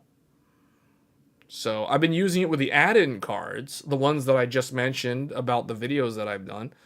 But yeah, anytime you guys see, for example, if I'm live streaming a PlayStation 5 Pro game, I am making use of USB 4.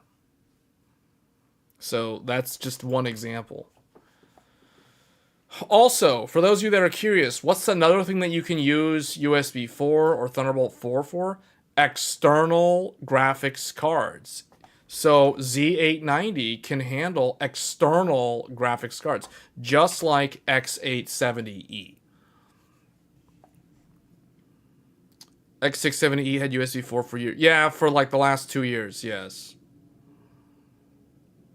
It was optional though. So back then it was like I said, optional USB 4 on the previous gen. But yeah, you're right. X670E had USB 4 on the Hero and the Extreme. So, but yeah, Z890, man, I'm a huge fan of Z890. So I know there's a bunch of people that want to see more AMD content, but when it comes to Intel, they got a great motherboard lineup. In Arrow Lake, it's funny because Arrow Lake is a kind of a dud. but the motherboards that go with it are so good. Whereas Raptor Lake,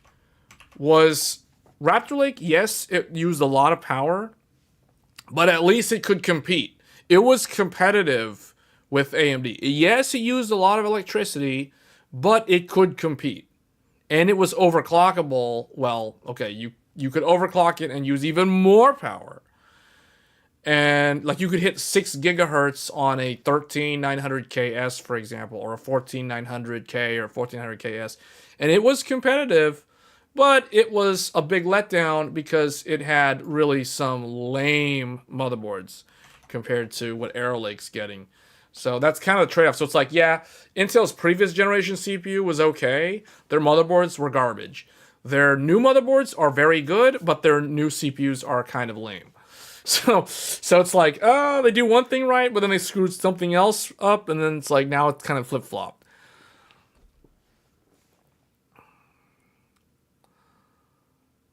Overclock it and melt the ozone. What? Anyway, so let's actually, this is an interesting little comparison here. So I want to do. Oh, now I gotta redraw my lines because that thing was written before. Actually, let's do a comparison. X670E and X870E.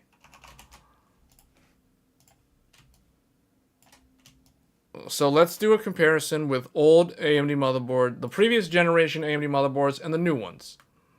So what does the... Oh, I guess there was some other stuff that I forgot to mention on the Intel boards. But we'll address that here. So this one, Wi-Fi 6E, optional USB 4. What else? Dedicated Gen 5. Dedicated Gen 5 slot, except you also had the option for a second one. I'm trying to think, like, most motherboards offered at least one dedicated Gen 5 SSD. Optional second Gen 5 SSD with no lane sharing.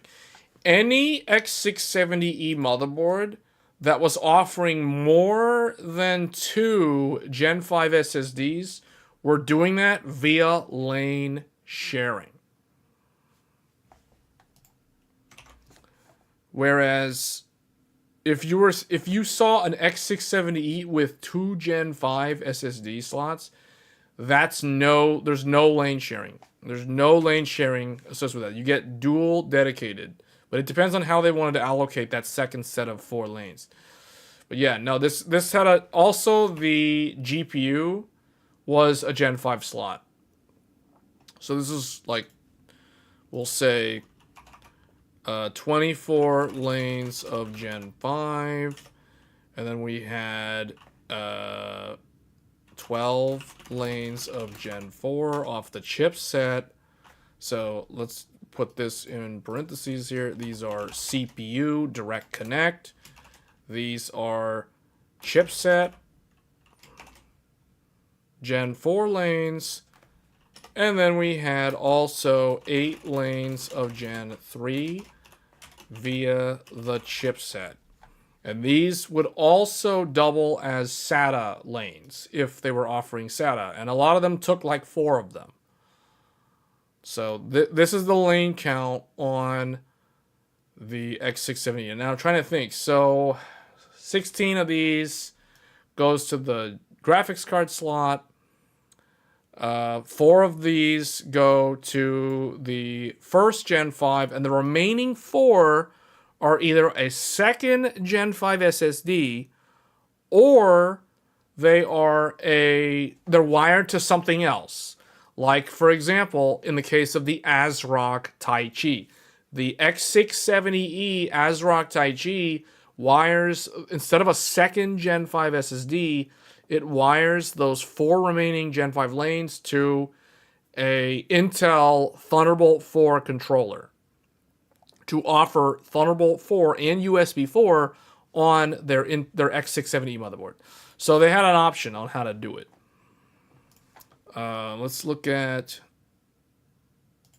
X6 or X870E. So X870E, Wi-Fi 7, standard USB 4. So this is no longer optional. It is now mandatory. It is now standard equipment. You have a dedicated Gen 5 SSD, but only one. Only one. No longer is there the optional second one. If they offer a second one, it means either there's lane sharing or there is bandwidth sharing. And there's a difference between lane sharing and bandwidth sharing. Lane sharing means that it's what you all know what it is. Like, as soon as you're doing lane sharing, you're cutting the lanes in half to give to something else. Bandwidth sharing doesn't necessarily mean lane sharing. Bandwidth sharing means that the bus signaling goes to essentially a splitter, but it keeps those full lanes enabled on the device so that the bandwidth, the transmit and receive of the data signals can be done simultaneously. Now, I don't know exactly how the hardware handles that, but the Godlike makes use of bandwidth sharing. So does the MSI Tomahawk. As far as I know, the Tomahawk and the Godlike are the only two motherboards that use bandwidth sharing. All the other ones are either not doing any sharing at all, or they're doing traditional lane sharing. But I think now I gotta think about this. So yeah, you're still getting. It's still the same lane count. Yeah, it's still gonna be the same lane count. Exactly the same lane count. The only difference is the way it's used. So like, the main thing, it's gonna be that second slot. Because for example, if we have 24 Gen 5 lanes, these are CPU lanes. So you would do the math. 16 to the GPU. 4 to... Let's do it this way. 4 to the Gen 5 SSD slot. And then where do the last 4 go?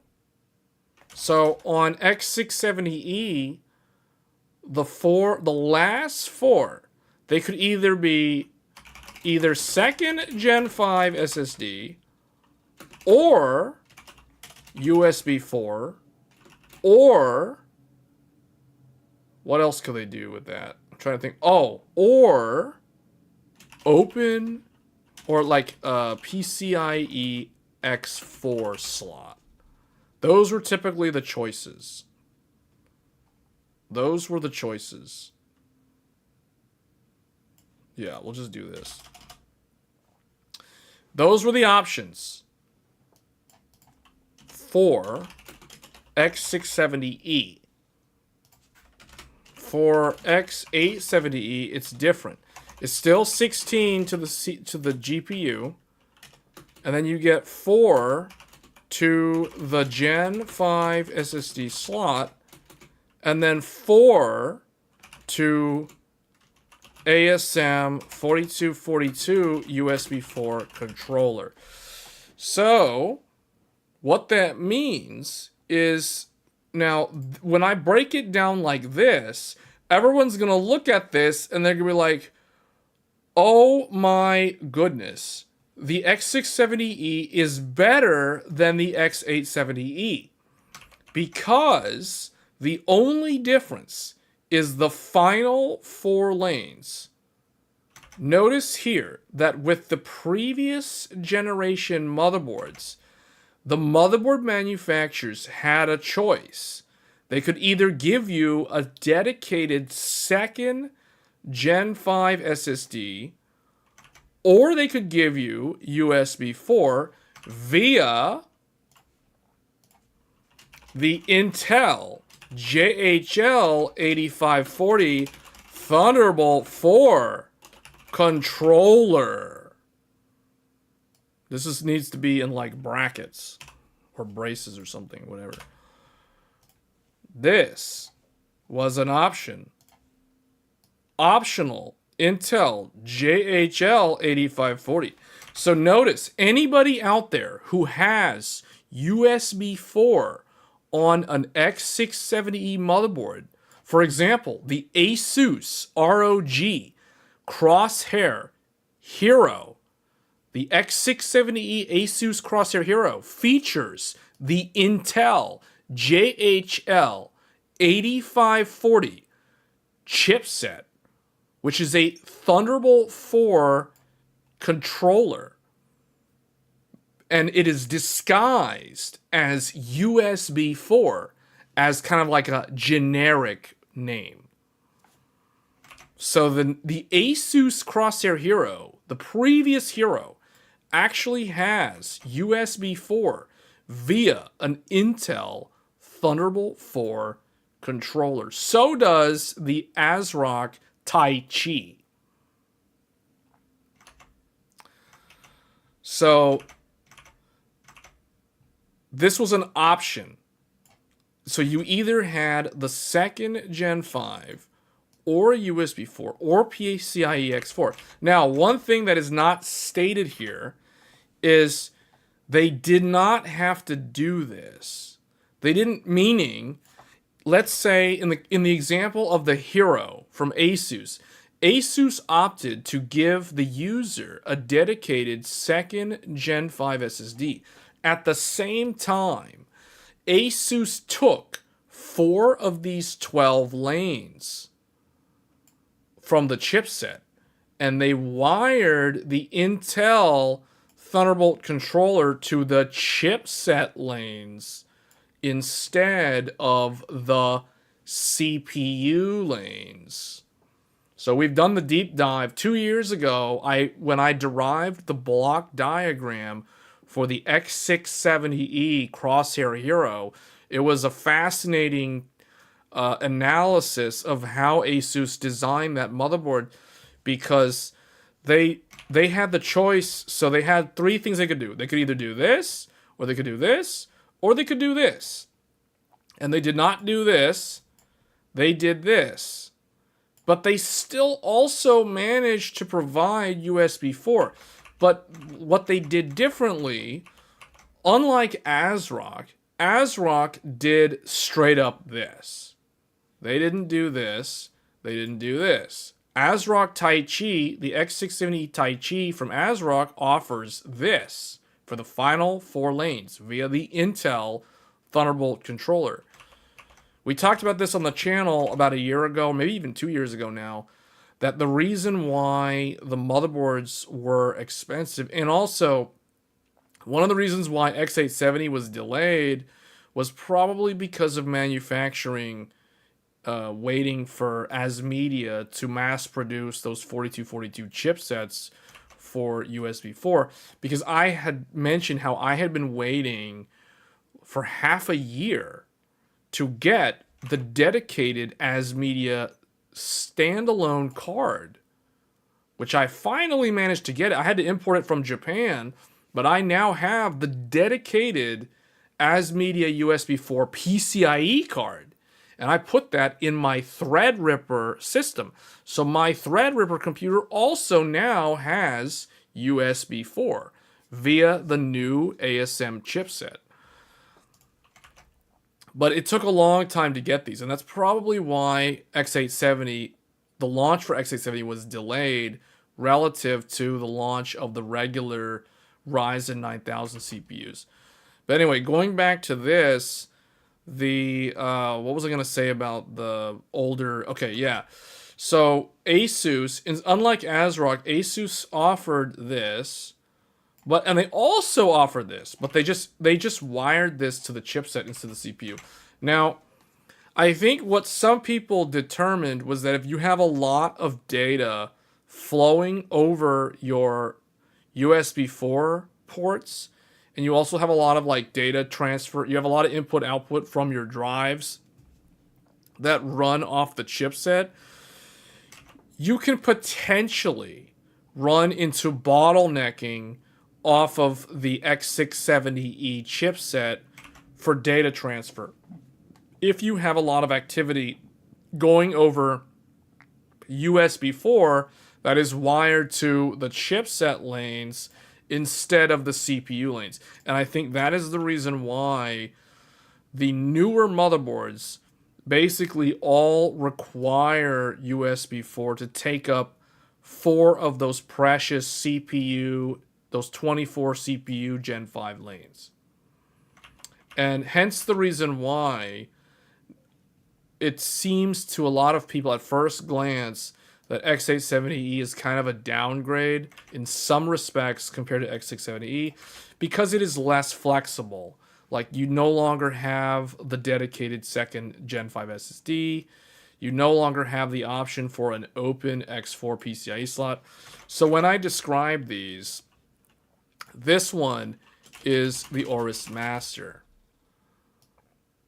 This one is the Tai Chi. This one is the Meg Ace. So all three motherboard. So Gigabyte with the X670 Aorus Master offered a second dedicated Gen 5 SSD with no lane sharing. ASRock decided to offer the Intel Thunderbolt 4 controller on their Tai Chi, and MSI with the X670E Ace offered a very versatile dedicated X4 slot that's full Gen 5 bandwidth. So all three of them chose to do, like, they all picked something different, which I found fascinating. Gigabyte gives you a second Gen 5 SSD. ASRock gives you Thunderbolt 4, full Thunderbolt 4 support, and MSI offers you an open-ended X4 Gen 5 slot for whatever you want.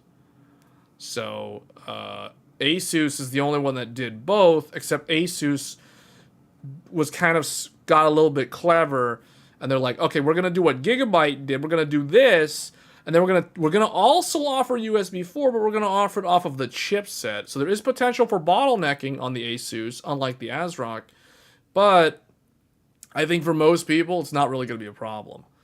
So that's why X670E was very interesting. It was probably one of the most fascinating chipsets in a long time. But yeah, all of this that we're talking about is X670E, not X870E. Not the new stuff. We're talking about the old stuff from 2 years ago.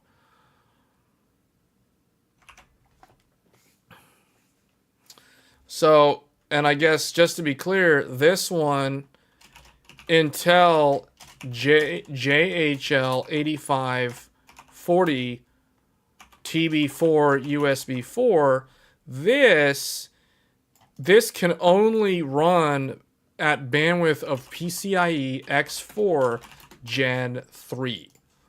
So this is a Gen 3 controller for USB 4. The new one featured in the new X870E is called AMD, the ASM 4242 USB 4, and this one is PCIe X4 Gen 4. So the bandwidth potential on the new USB 4 is double the bandwidth compared to the old Intel-based USB 4. So just keep that in mind. There are physical and capacity differences, throughput differences, between old USB 4 and new USB 4. One of them is Gen 3.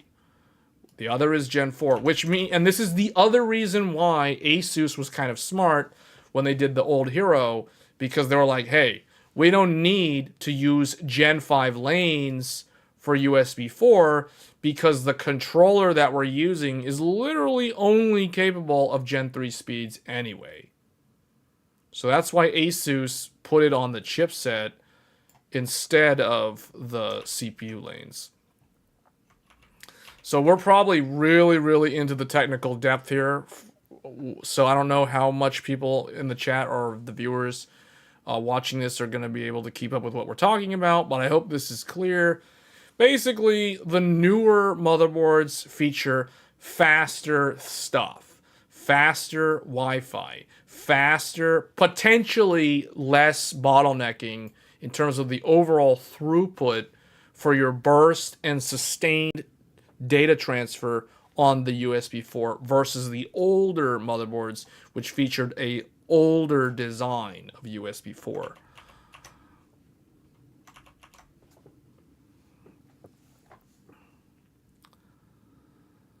Is USB 4 as fast as the PCIe slot? Well, this right here tells you like the potential, the bandwidth requirements for that implementation of USB 4. So that gives you an idea.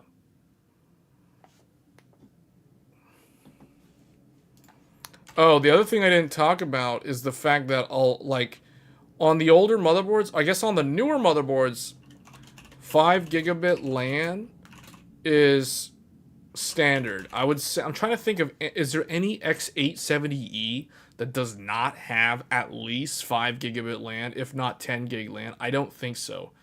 I think they're all like 5 gig. Whereas on the older motherboards, this 2.5 gig LAN was standard, or is standard.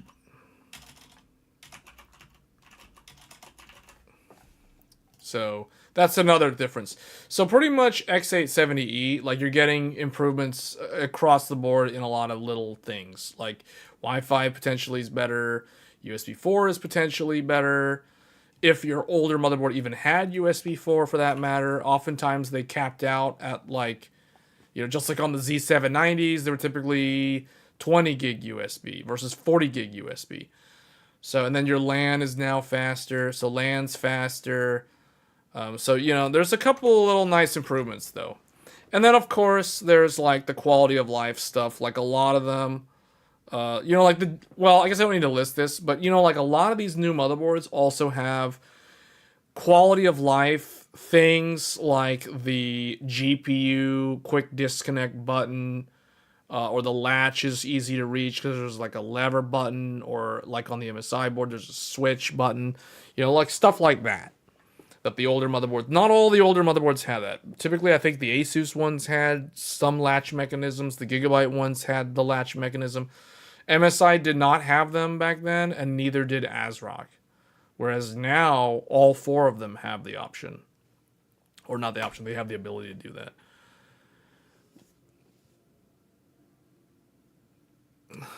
Do I have a screen with nice values with low cast lanes for 6,000 4 sticks? No. I mean, not really. You mean like Zen timings?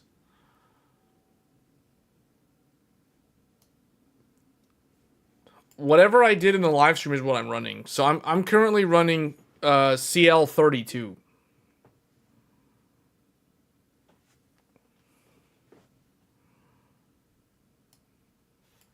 If that's what you were asking. We'll do more memory content in the future, though, like we mentioned earlier.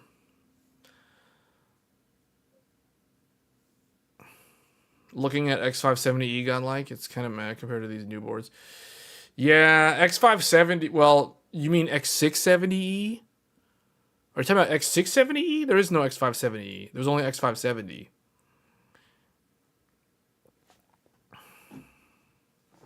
That question was already answered. You can't really compare the two of them. Because PCIe signaling is different from USB 4 signaling. USB 4 signaling has a lot more overhead.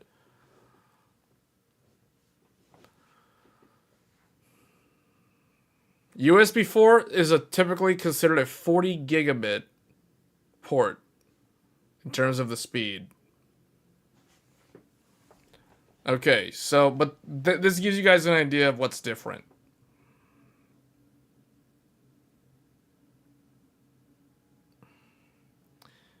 Oh, well then just CL32, just do this.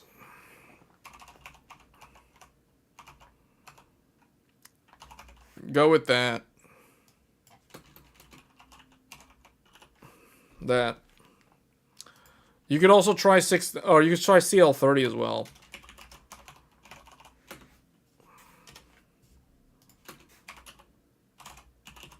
You can try this. This is what I'm currently running, if you're curious. That is what we're currently running right now. That is what we are running right now on this.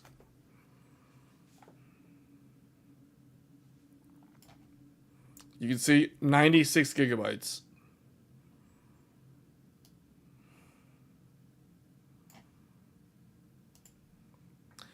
USB 4 40 gig, not 40 gigabytes, 40 gigabits.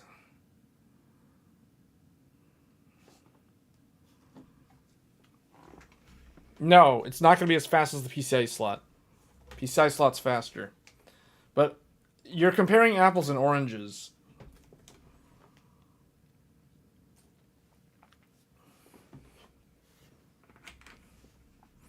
Will you get better performance gain for game streaming if I upgrade to that? No, you won't. No. That won't change anything. The only thing that the 9950X3D will change is like multi-thread workloads. It'll reduce the amount of time it takes to complete tasks. That's really the only thing that's going to offer.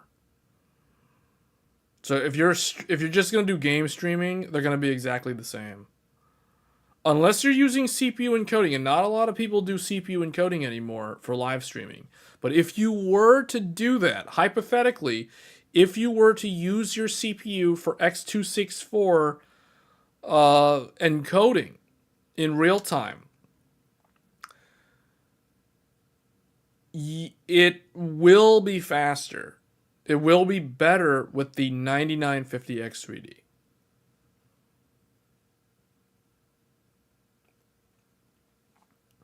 How do you stream with AV1 on YouTube? You have to, first of all, YouTube has to, well, I don't know if YouTube has to be, it's been a while since I set it up. You basically have to set the stream settings in YouTube to use a certain protocol. I believe it's RTMPS instead of HLS or RTMP. I think the default is already RTMPS though, so you may not even have to do anything there. But then you'll have to make it so that your streaming application is compatible with either RTMPS. Well, I think it has to be RTMPS. I don't remember if HLS can utilize AV1.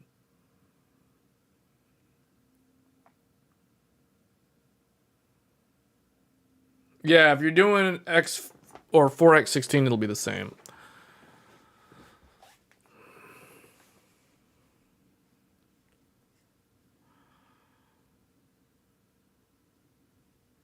Okay, well, I think that answers a lot of the tech questions, I guess. So, but yeah, we'll be doing more. I don't know. I'm trying to think, like, what other stuff should I cover about the motherboards?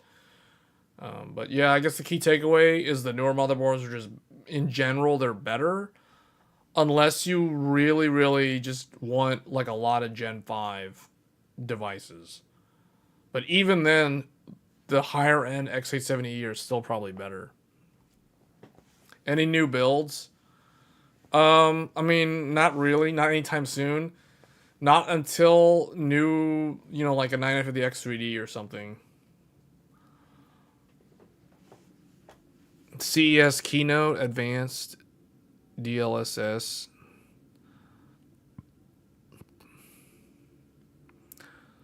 Where did that come from? Is that like a leak? Oh, let's move into the other topic here. So what is this? So okay, so nvidia and AMD. I don't know how true this is. This is the sticker shock though. nvidia and AMD rush to ship out next gen GPUs to avoid Trump tariffs. GeForce RTX 5090 estimated to cost $2,500 plus. If that ends up being $2,500, I was 100% on the mark. Like, I straight up bullseye. I called that, like, literally a year ago. NVIDIA and AMD are reportedly shipping out their next-gen GPUs to warehouses in China under desperate measures to avoid the wave of tariffs coming with the Trump administration. NVIDIA and AMD are now forcing... Like, Oh, so there is some kind of okay, there is some source. It looks like businesses have adopted urgent measures. Wait, what is this? What? Okay, first of all, why does it say AMD and nvidia are now forcing AIB partners to ship out next gen GPUs way earlier than expected? I don't think they're forcing them. I think this is such a like clickbait head like headline. Like I don't no one's forcing anybody to do anything. It's like they're I guess they're like recommending that you get it in earlier than expected. Combating up to 40% tariffs. It looks like businesses have adopted urgent measures. This isn't really going to affect anybody outside the US though, as far as I know. Will this really affect anyone outside of the US? Like why would this affect anybody outside the US if this stuff is manufactured in China? Like I'm confused. I guess it's meant for a U.S. audience, like the article itself.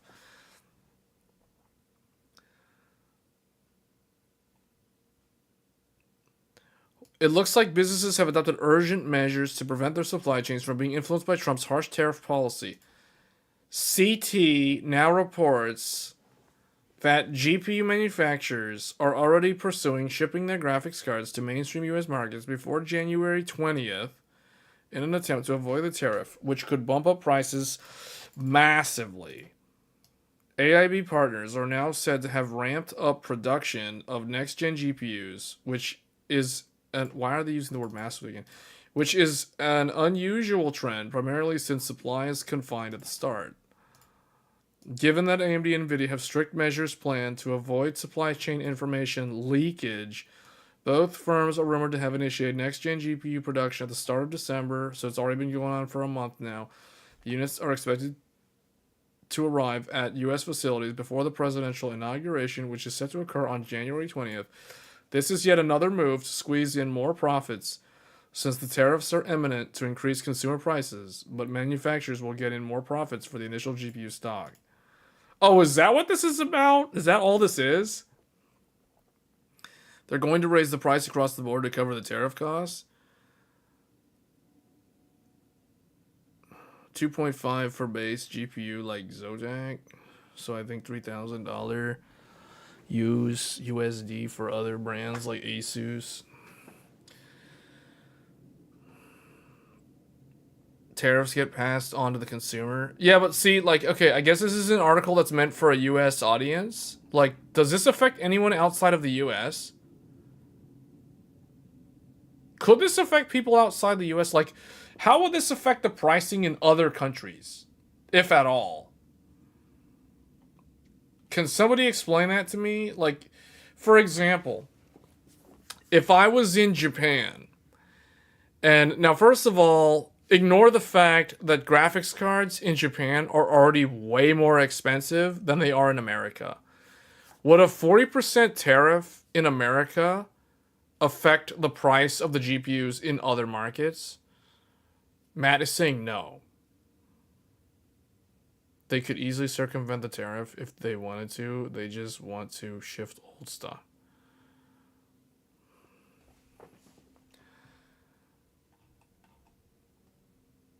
For those unaware, Trump's tariff proposal includes a 10% tariff on imports from other than China. Wait, from other than China. I think this is. I guess this sentence means 10% tariff on imports from places other than China, while a 60% tariff on imports from China. And given that the majority of consumer gaming GPUs are sourced from China, oh, that is true. It is expected that the prices could soar by up to 40%. 40% and even more, given that how manufacturers decided to reflect the tariff in the consumer prices. Interestingly, Microsoft, Dell, and HP have too adopted similar measures, speeding up the production process to come. What are they? Oh, they're talking about like pre-built or whatever? Like laptops or something? Microsoft Surface with like Snapdragon processors in them? While we are unaware of nvidia and AMD's next gen GPU MSRPs. A reasonable estimate would likely be 1799 for the 5090. So, factoring in a 40% tariff, NVIDIA's flagship GPU can cost around 2,500. Wait a minute, hold on a second. Whoa, dude, no. They are giving NVIDIA some stupid ideas. Like this article, this is the sort of stuff that like the CFO in NVIDIA is gonna read this and is like,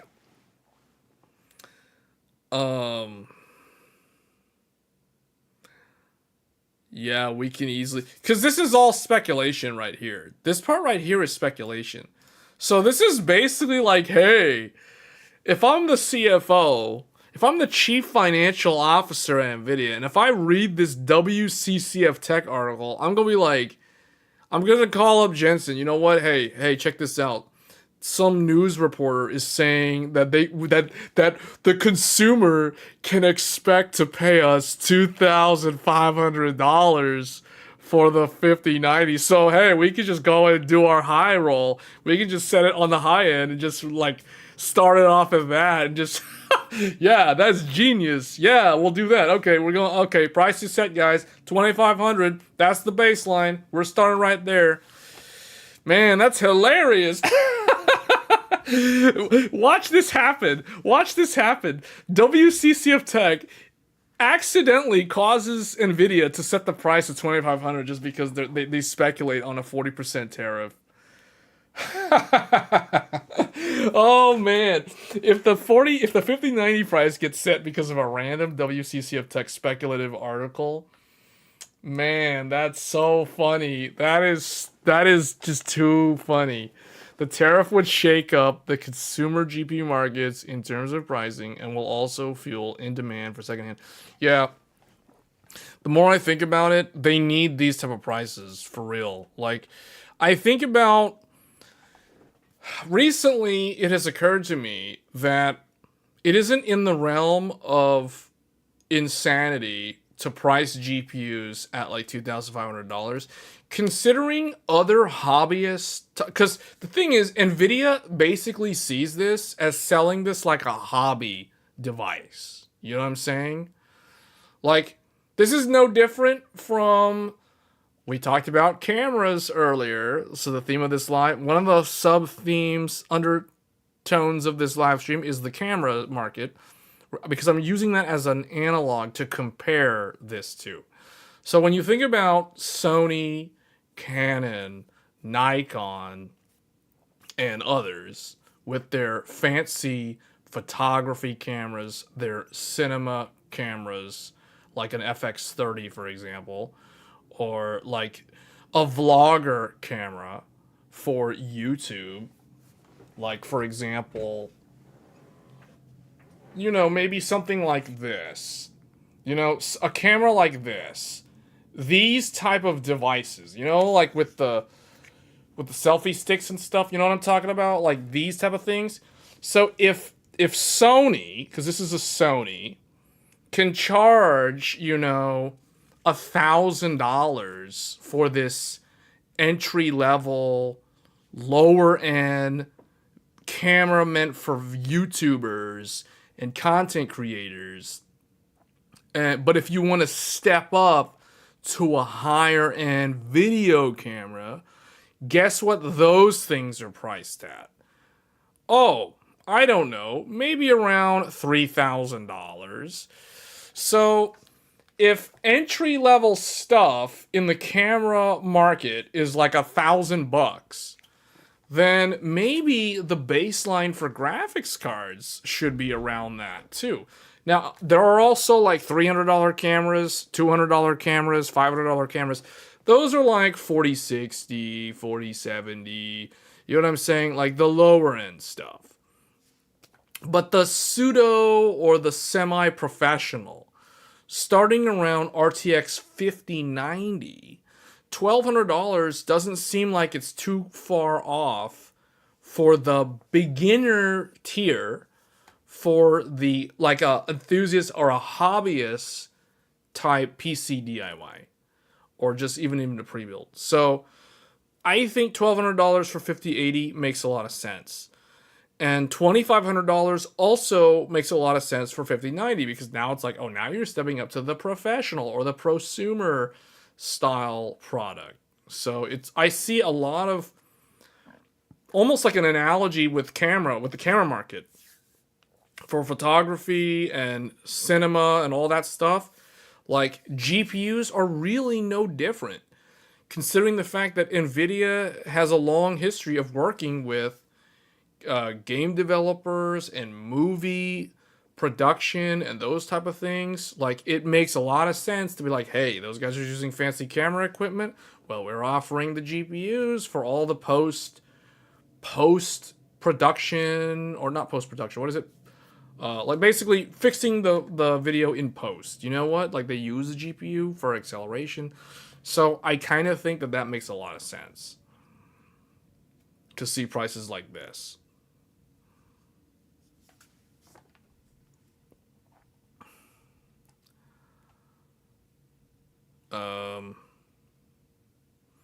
Yet again, since the policy has yet to be officially implemented, we cannot be certain about the post-tariff prices, but they will surely see a noticeable increase. Okay, well, I guess. I don't know. I think a lot of this is still speculation in terms of what will actually end up happening.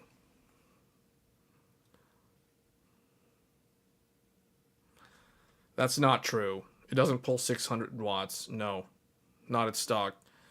The power consumption on the 5090 will basically be no different from the 4090.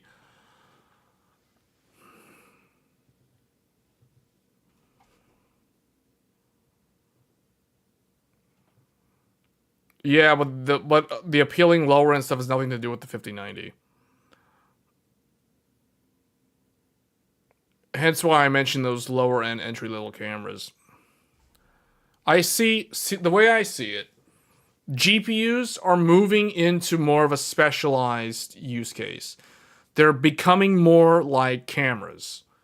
Cameras can be either very appropriately priced or very expensive. Should I choose AOM AV1 or SVT AV1 in OBS? So if you're trying to do GPU encoding, it would be neither one of those because both of those are CPU based encodings or encoders. But I appreciate the super chat. So if you want to use AV1, typically you would want to use your graphics card to do that. So you would want to use either the 4090's AV1, so it would be NVENC AV1, or if you have an AMD card, it would be, I think it's AMF AV1. But if you're doing CPU-based encoding with AV1, it would be either one of them. But I don't recommend either one of them because those are going to make your CPU get pegged at like near 100%, unless you're streaming at like, I don't know, very high preset or something. Yes, you would choose NVENC, and that would use the GPU. And that's why I was saying earlier that the question you asked earlier about the like whether or not the 9950X3D makes a difference for streaming. The only time it would is if you were to use one of those two. Like if you were to use AOM or SVT, the 9950X3D will outperform the 9800X3D. But if you choose the GPU, then it makes no difference what your CPU is because the CPU won't be doing the heavy lifting at that point. So for video encoding, the CPU is becoming less relevant for the average consumer. Because, and again, not to use another camera reference, but like I said, that use case, streaming as a use case, is more of a specialized function. And that is a function that the GPUs have gotten so good at and so efficient at with their dedicated media encoder blocks that you don't really need to use a high-end CPU anymore for stuff like that.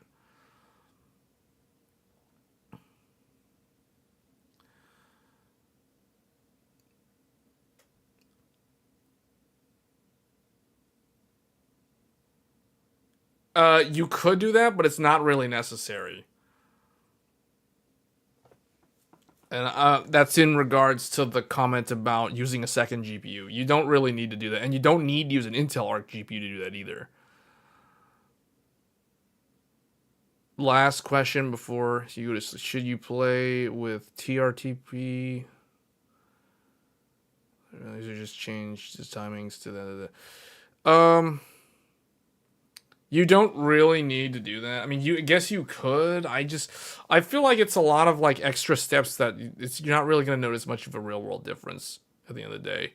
Really, the only setting that I have seen make a significant difference is TREFI. All those other settings in the memory, besides the primary timings, I just leave them on auto, and you can set TREFI to either 49,920, or you can max it out based on your BIOS. But what I have found is that if you max it out, and you also like to use sleep with your computer, like if you use S3 standby, also known as sleep mode, for instant wake up, like the following day, instead of having to wait for a cold start on the computer, the 65,000 number doesn't really work well with sleep. So that's why I don't like maxing out TREFI. That's why I like 49,920. That's like kind of like the secret. That's like the streamers who overclock their computer's secret number, because they set that and forget it and it always works. So yeah, I would either do that or I would just leave it on auto. It's going to be very, very minor, especially if you're on an X3D CPU, if you try to tune the memory like that. But yeah, TREFI will reduce the latency, and that's really the only one. The other settings barely even matter compared to the auto settings, aside from your primary settings. Okay, a couple of things I want to discuss here. So next year, there should be a new Nintendo Switch. So the Switch 2 could be revealed on January 8th. Alleged first image of the dock surfaces online. Interesting. Okay. So the Switch 2 could finally be revealed in less than 2 weeks, according to rumors. This is another thing that I kind of want one of these, but at the same time, not really. I'm not super hyped about getting the Nintendo Switch 2. Although I do have a backlog of some Switch games that I could potentially finish on the Switch 2, assuming it has full backwards compatibility. But I don't know. It depends on how this console ends up performing, really, more than anything else. What I really want to see from Nintendo, I want to see them embrace DLSS and frame gen. This is a sort of device that can benefit tremendously from DLSS upscaling and maybe frame gen. One or both technologies. At the very least, the upscaler can make a tremendous world of difference with such low-end hardware. So that's why mobile devices stand to benefit the most from upscaling and frame gen compared to like super high-end computers. But yeah, this is an interesting article here. So past few days have also heated up in terms of Nintendo Switch 2 leaks, with the first alleged images shown in the doc shared by a user going by the name of Next Handheld, who got increased attention following a report from The Verge, which believed the supposed leaker had indeed access to the yet to be revealed new system from Nintendo. Okay, well, I mean, it's about time. Like, if the Switch 2 comes out in like spring of next year, it will literally, like, the original Switch will be 8 years old. So it is high time for a new successor to an 8-year-old handheld console from Nintendo. But yeah, I may end up getting one of these. I don't know if I'm going to get one at launch, but I may at some point end up getting one of these. I don't know when, but possibly I'll probably get one. Do you think this console will have the gaming performance of an 8700G? That will be pretty good for a mobile device. If it's really that good, that's pretty good. For a mobile device with DLSS upscaling in handheld mode, I mean, that's actually going to be pretty good. With an OLED screen, I don't know if they're going to do OLED. There is an OLED on the current Switch, So the launch model was a regular LCD. The current Switch has an OLED, which is a very nice screen for that handheld. Who knows what the Switch 2 is? It'll probably be OLED. Who knows? Once you start using an OLED though, it's very hard to go to anything else. So it would be very surprising if Nintendo like offers the launch Switch 2 without an OLED as the default. But maybe I wouldn't put it past them doing that just so that they can like upsell you on an OLED Switch 2 in the future, like a year or two from now. So who knows? But yeah, it's definitely it's long overdue for a successor to the initial Switch.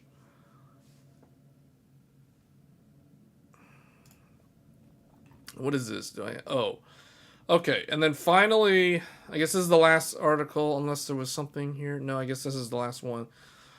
Another GPU article, NVIDIA GeForce RTX 5070 Ti and RTX 5070 specs leak. Core count, GPU die, VRAM, and the total graphics power revealed. So this is for those of you that are interested in the mid-range GPUs. The 5070, 5070 Ti. Apparently, they have been leaked. So, the 5070 Ti will use a GB203 and features 8,960 CUDA cores with 16 gigabytes of memory, while the 5070 will utilize a GB205. Did they mean 204? 205? What? That is way smaller than the 203. And it'll feature 6, but the CUDA core count isn't that much. What? CUDA cores with 12 gigabyte. Okay. That's interesting. So we're talking a massive drop from a 203 all the way down to a 205. With a 12 gigabyte frame buffer. So NVIDIA, okay. These are the GeForce, which are the mid-range GPUs. The leaked specifications show us that NVIDIA's 5070 retains the same memory as the 4070, except for the memory type. But the 5070 Ti gets a better GB203. Where's the GB204? If this is 205 and this is 203, where's the 204?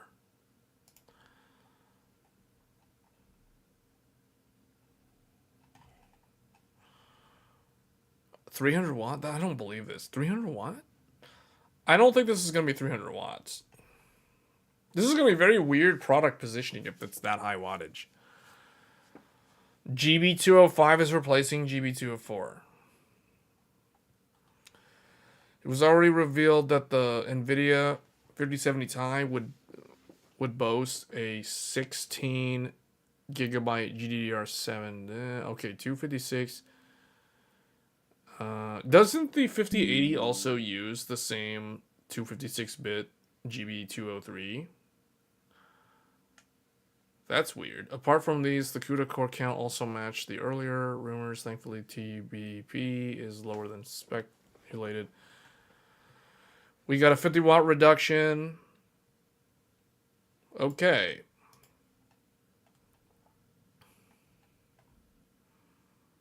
$192 on with 12 gigabytes. Wow, so 5070 is 192. Is the 4070 192? Wow.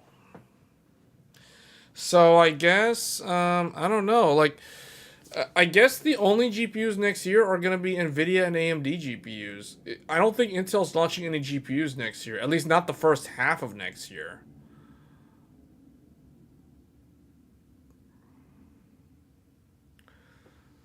If Intel's going to do the, the Arc 7, the B780 or whatever, like if Intel's actually going to do that, I don't know if they're going to do that next year.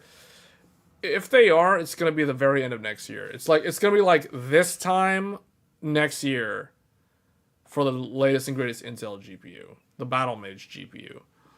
So Yeah, I don't know. And it's only really going to be like an RTX 4070. So, whatever. I mean, it's so I guess next year is pretty much if you're anyone who's playing games at 1440p or 4K, your only options are basically again AMD and nvidia. Intel Arc B 770 would be but that won't come out until either the very end of next year, if at all, or sometime in 2026. And by that time, I don't know what node they'll be using, so I don't even think. Yeah, no. If it doesn't come out in the second half of next year, we won't see it. It'll be like a skip, and they'll just launch Celestial in 2026. That's what I expect to see from Intel on the GPU side. Yeah, that company is in such a weird spot. Like, I think they're getting sued again for something, or like, what was the? Okay, I guess, man. Hold on, what was that article? Qualcomm, Intel co-CEO claims the Snapdragon having a high return rate.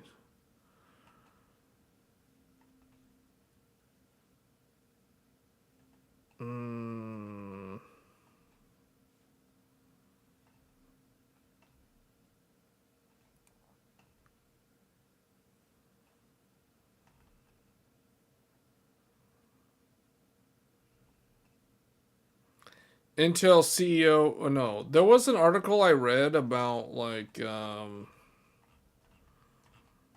was this? How far back was this? No, this is way too far back. Yeah, this one. Intel now faces a lawsuit over misguiding foundry performance, blaming former CEO Pat Gelsinger and CFO David Zinsler. Yeah, they did definitely try to make Pat Gelsinger a scapegoat, which I don't know why they did that. I don't think he.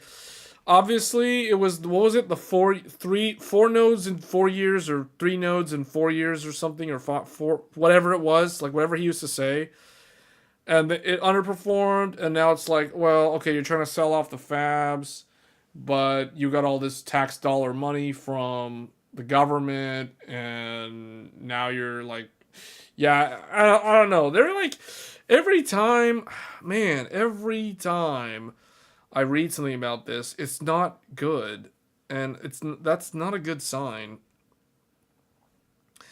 The lawsuit targets the optimistic approach held by the company to Intel Foundry despite it not securing customers. It is claimed that Intel intentionally gave false and misleading statements about the revenue figures for Intel Foundry services, which had apparently influenced the shareholders to pour in more finance. Well, okay, see, I don't see how this lawsuit is going to go anywhere. I think whoever's going to bring this against Intel is probably going to lose in court. I think Intel's going to win because to me, this sounds stupid. Like, this is all speculative anyway. And DeLupus1 just subbed the channel. Thanks for the sub. The thing is, this is no different from like buying stocks on the stock market for whatever the reason is. You know, like if you read something online from some what do they call those people? Like financial analysts. Like if you read something online and they're like, "Oh, invest in Intel because their CEO said they're going to be so successful in like the next 4 to 5 years and you're going to like 2x your money or whatever you put into the company buying stock." Like, okay, if they're going to try to sue over something dumb like that just because the stock like went south because they underperformed, like I don't see how this is a lawsuit. This sounds dumb. Interestingly, the lawsuit claims that IFS had an operating loss of $7 billion in 2023, extending into 2024 despite assurances of a potential comeback. Okay, like how is that even a thing? Like, as later admitted by Intel, and in breach of the individual defendants' fiduciary duties, The true status of Intel's affairs at the time were that, one, IFS's growth was not indicative of revenue growth reportable under its segment. Two, IFS experienced substantial operating losses in 2000. Okay, how is that like how is this grounds to sue Intel? Like just because they what? IFS experienced a decline in product profit driven by lower internal revenue. Four, due to the foregoing, meaning these issues that were listed above, IFS could not be a strong tailwind to Intel's foundry strategy. And five, the company failed to maintain adequate internal controls. Okay, out of all of the five of these things, the only one maybe that could be investigated is number five. This other stuff is a bunch of nonsense because it's like, that's like when a company has forward earnings or like on target earnings or their expected numbers that they're projecting for their quarterly close. And then let's say they don't hit their number or they underperform. You can't sue the company because they screwed up and they like missed their target. Like that sounds so dumb. How is this even a thing? I don't understand. This is not going to pass, man. Like, if I was the judge, this is like, I would call this like nonsense and like end this case right now. Except maybe this one. Number five, the company failed to maintain adequate internal controls. Yeah, if a lawyer claims this, we would be able to hear it. Like, they would have to present their evidence of like the company failing to maintain adequate controls, internal controls. I don't know how somebody outside would have access to that information because it's supposed to be internal anyway.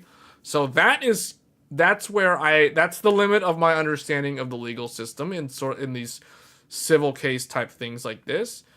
But yeah, those other ones, 1, 2, 1 makes no sense how that's grounds for a lawsuit. 2, substantial operating losses in 2023. Like, I don't understand. Okay, it is what it is. How are you going to sue a company because they sustained substantial operating losses in the previous fiscal year? Like, that doesn't make any sense.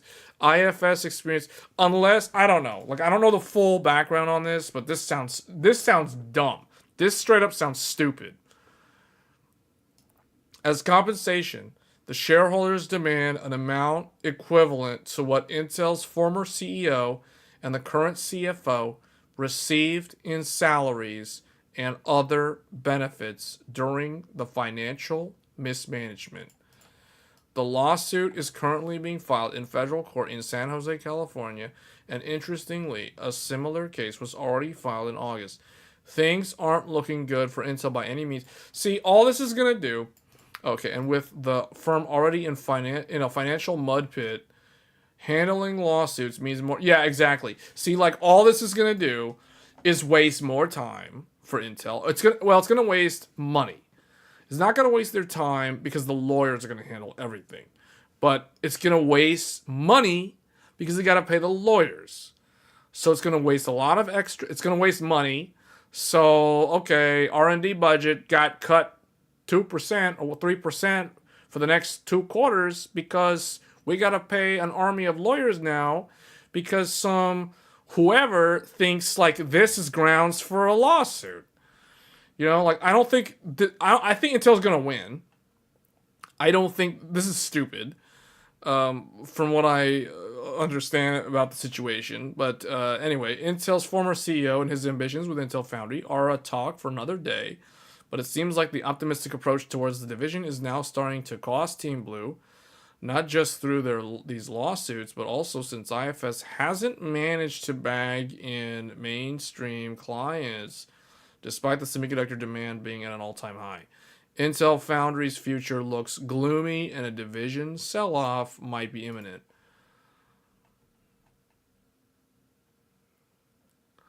Well, they're gonna lose more money now, like... I mean, he's gone. He's retired. Like, he's done. He retired. Whatever. I think Pat was a decent CEO though. Like, I don't think you can blame Pat for like everything. I think they're using him as a scapegoat. I don't think it's his fault for all the missteps and problems. But I don't know who to blame. I don't know what the internal politics are like over there. It just sounds so messed up, though. But yeah, anyway, that's pretty much it, guys, for this live stream. Like, I wanted to talk about, obviously, we got new GPUs coming soon from both nvidia and AMD. There's a lot of rumors out there. It won't be long until we start hearing more and more about the RTX 5080. And right now, Intel has a really nice GPU for $250. You can't buy one. It's sold out everywhere. Just like how you can't buy Intel's Core Ultra 9, it's sold out everywhere. But has nothing to do with the demand. So you're basically stuck buying anything but Intel right now, which is weird. It's like you're buying either AMD Ryzen, and for the GPU, you're buying nvidia GeForce or maybe Radeon, or you're buying Qualcomm laptops because they have the best battery life. And if you're not on Windows, you're not buying any of the above, and instead you're buying Apple because Apple's going to become a $4 trillion company soon, or so those articles claim. But that's pretty much it. Is the 9800X3 still sold? It depends on where you are in the world. Like, I've seen the 9800X3 getting restocked very frequently, but it also sells out very fast. So what I have seen with the 9800X3D, I've seen it go out of stock at Micro Center, and then, like, let's say it comes in stock on Monday. Then it sells out by, like, Wednesday afternoon. And then on Friday, it either restocks, and then it sells out again on the weekend. So that's typically what I've seen with the 9800X3D. So the 9800X3D is not too hard to get, but because of the holiday season, I do think that it is a little bit harder to get. But, you know, after the new year, like, you know, second week of January or whatever, around the time of the 50 series announcements, it shouldn't be too hard to get a 9800X3D if you want one. Tech Christmas starting next weekend? I don't know. I feel like Tech Christmas already happened with all these motherboards and CPUs. I mean, I guess it depends on what you're looking to upgrade to. Like, if you're already good with your CPU, then yeah. Yeah, I'll probably join because the stream is ending relatively early. Yeah, I'll probably join for a little bit afterwards. Your Micro Center in New York has a lot. Yeah, see, they come in, but then they'll sell out. They come in, they sell out.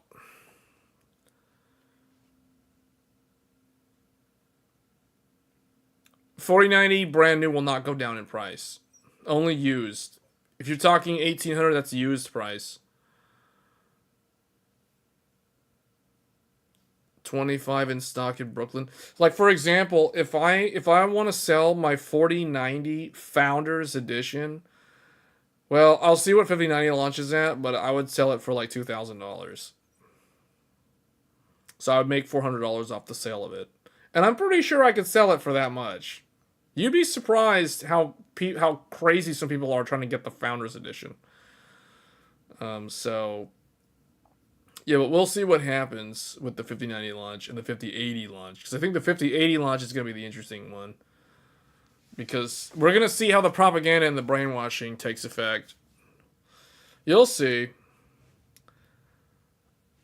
The Discord channel for the Game Tech Reviews channel. I guess it's kind of like you guys know, like the WAN show. It's kind of like the after party that they used to do. I don't think they do that anymore.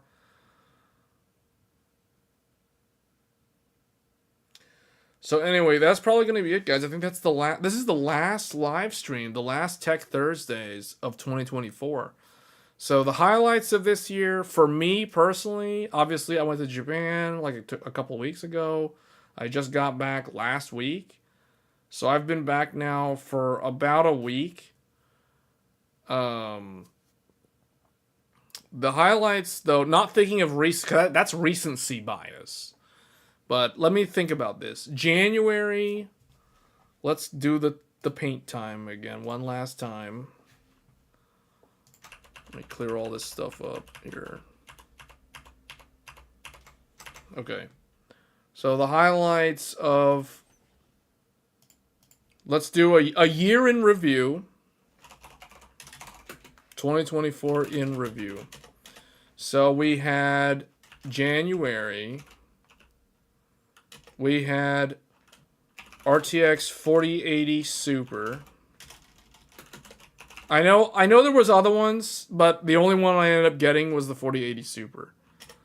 So that one, oh yeah, I might actually try to sell that for like $1,200 or something, make $200 off that because I only paid $1,000 for that from Best Buy or something like that. Who knows? January was the 40 series, Tekken 8.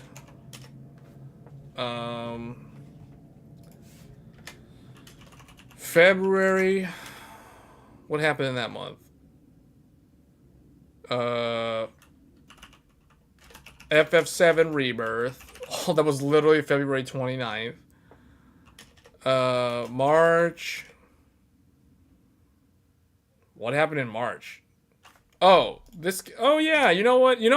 Digital Foundry did like a really nice video. Like John from Digital Foundry did his top 11. Man, that video was actually very inspiring. I kind of want to make a video like that myself, but I don't have all the B-roll for all the video game footage like how he does. Tekken 8.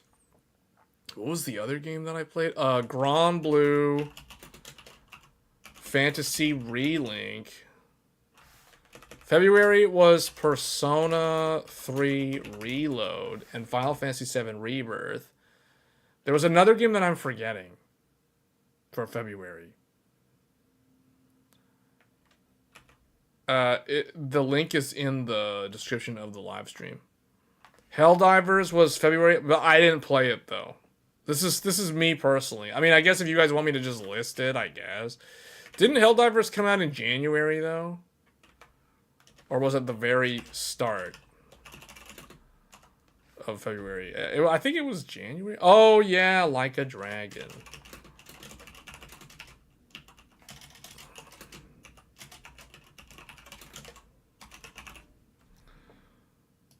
Man, this is gonna add like another 15 minutes of the live stream. You gotta go through every single month. Maybe I should make this smaller print or smaller font. January, these were kind of the highlights. February, March. What happened in March? Nothing? It wasn't like last year. Last year's... Oh, Dragons! How could I forget? How could I forget Dragon's Dogma 2? How could I forget that? Was that the only game? That was the only big game that I remember. Dragon's Dogma 2. See, I don't have my... Since I'm using the Godlike, I don't have all my stuff in my calendar synced on this computer. The Asus Hero has all this stuff on it, so it's like I don't know why it's not synced, but I can't see all the stuff. March, this is Q1, so now we'll do Q2. April, there was something in April that I'm forgetting now. There was something, I can't remember what it was. May.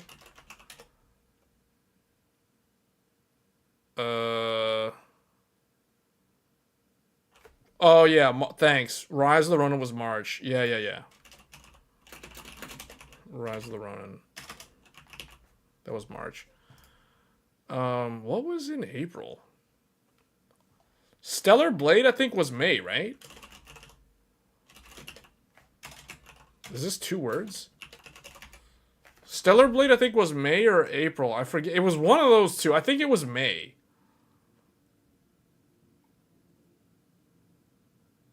I forget what was April. Like, what happened in April? Horizon on PC was March, technically. If you're talking about Horizon...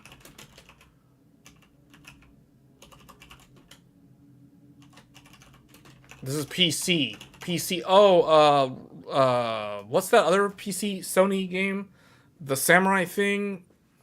Ghost of Tsushima PC was also sometime in the spring. I forget when exactly that was. No, all this stuff was March. Man, what was in April? Oh, Stellar Blade was April. Okay. Well, I messed that up. Okay. Well, Stellar Blade was April.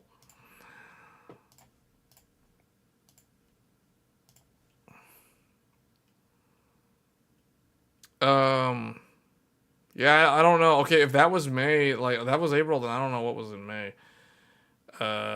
June was a bunch of stuff though. June was Shadow of the Erdtree and Final Fantasy 14 Dawn Trail. I'll never forget those. That's very memorable. That was June. I guess May had like nothing. Wow. That literally had nothing. Usually if there's like no...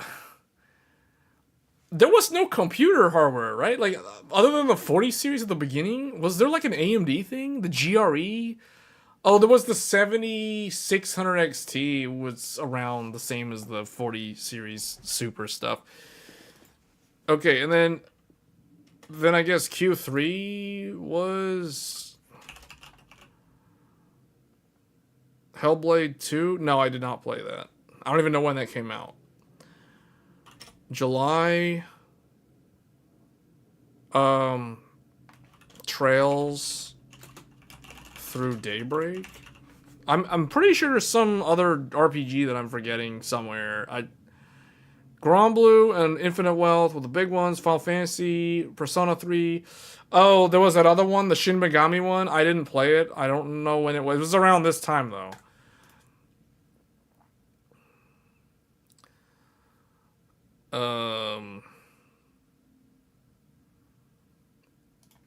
August.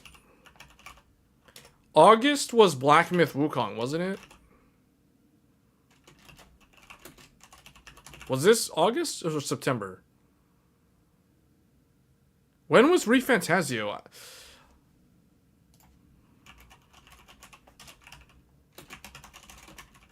Oh, well, I'm dumb. I have Steam literally opened up. I can just look at when these games came out. Black Myth Wukong was August. Okay, I got that one right. ReFantazio was October. That was Q4. I didn't play Concord. I don't even remember when that came out.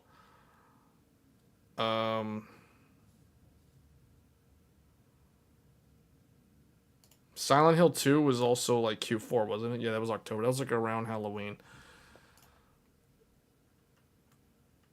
Oh,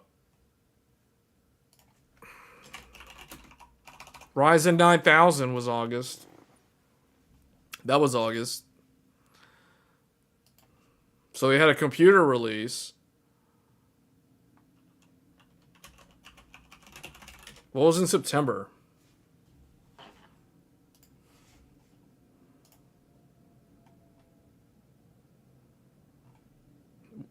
Dragon Ball Sparking Zero also came out at some point around there. That was again Q4.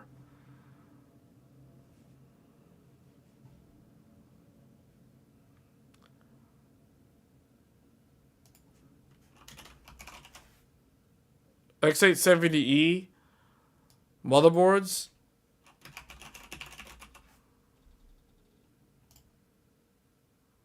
That was Q3. Okay, Q4. October. Z890 and Arrow Lake. Yay, Intel launched their new CPUs. Okay, that was October. So was Silent Hill 2. And Dragon Ball. I still need to live stream Dragon Ball Sparking Zero. I've been meaning to do it, especially because this channel is known for the Dragon Ball Z references. So I have to do a Dragon Ball Z Sparking Zero live stream before the end of the year. I must do that. That means literally either tomorrow, this time tomorrow, I will be live streaming Dragon Ball Sparking Zero, or it'll be the following. It'll probably be tomorrow, now that I think about it. Yeah. So if you want to see me making a whole bunch of Dragon Ball Z references while playing a Dragon Ball game live, tune in tomorrow. Same time tomorrow. Well, maybe a little bit earlier. The same time that we typically do Tech Thursdays, we'll be doing Dragon Ball Sparking Zero. Possibly. Either if not tomorrow evening, then definitely the following evening. Oh, Space Marines 2. Thank you. Yeah. Space Marines 2. Yeah, that's right. I did stream that. I guess that was it, right? Like,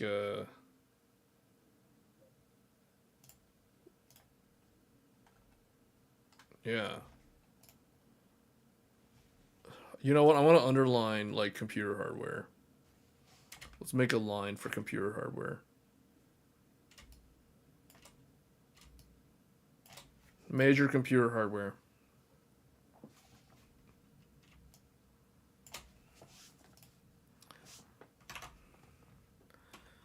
Astrobot? Oh, yeah. Wow. Okay, I don't even have that game, but I really wanted to get that game. And I probably will get it. I'm looking for, like, a sale on that. Yeah. I didn't play it, though, so I don't know if I should include it. But yeah, whatever. It did win Game of the Year from the Game Awards, even though, like, all the other publisher sites that are doing their own individual Game of the Year stuff were all doing different ones. But what was interesting was... So I was in Japan when the Game Awards happened, so I did not get to watch it. In fact, even up until now, I still have not actually watched the Game Awards. So, yeah, I probably need to skim through it at some point. At this point, the only reason why I would go back and watch it is to see all the world premieres for, like, the upcoming games.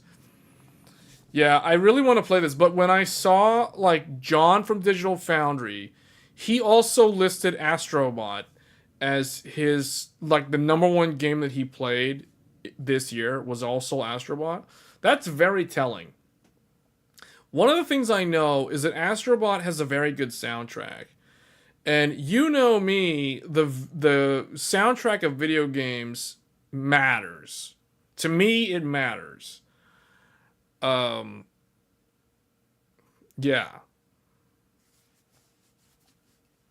Call of Duty, I refuse to list COD.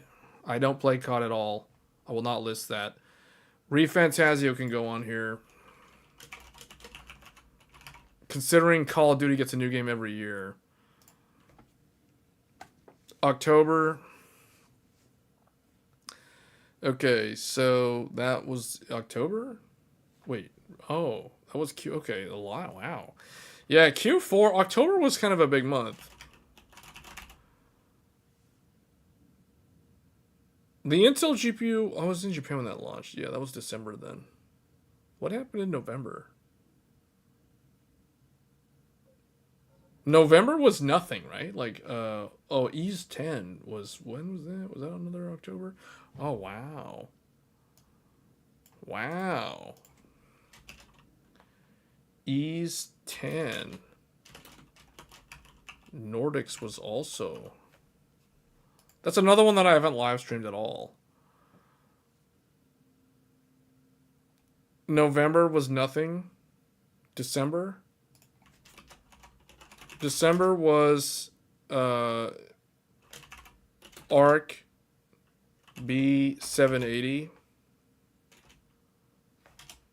That's a hardware launch. Oh, Stalker 2. That's another game that I didn't play. I probably won't play, but I'll put it down. When was Path of Exile? Is Path of Exile still early access? Path of Exile 2. That's another one that I will probably not play. Oh, that was December. But I'll put that one down.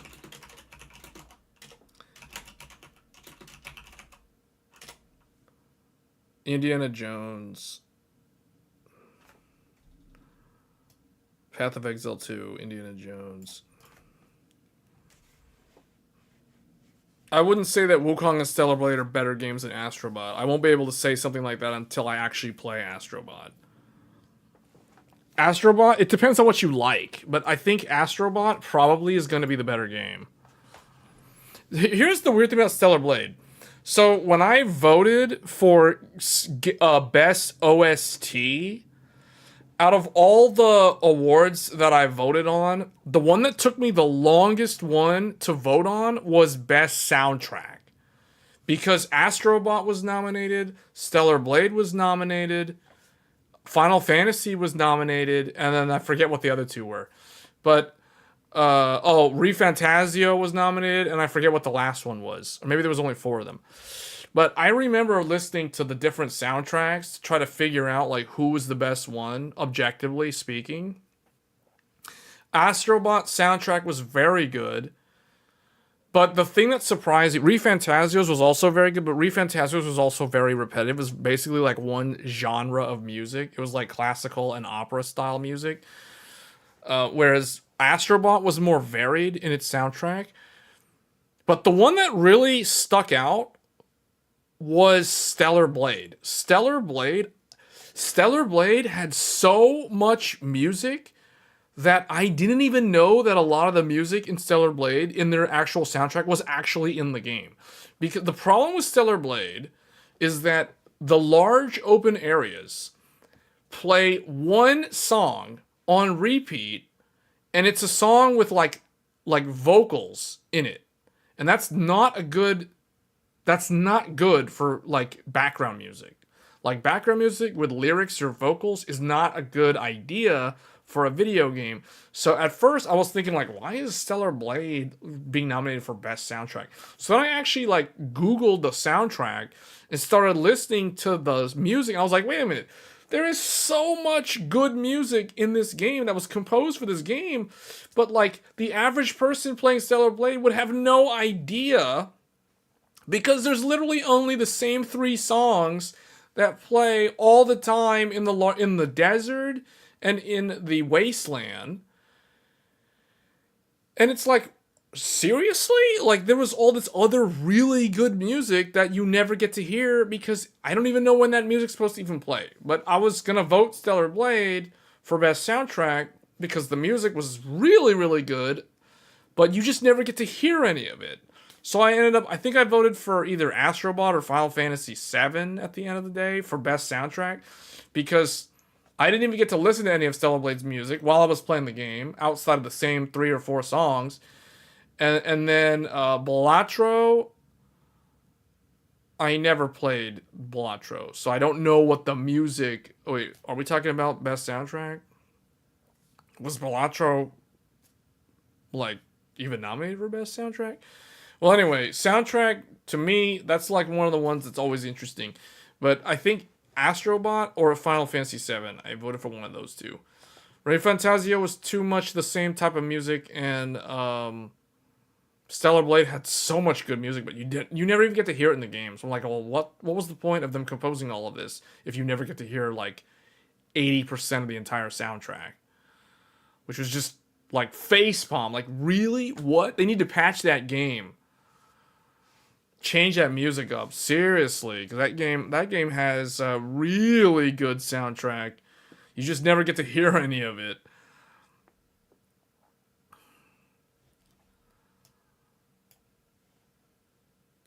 But anyway, I think that covers it, right? Like, I don't think there's anything missing. Astrobot, all that stuff.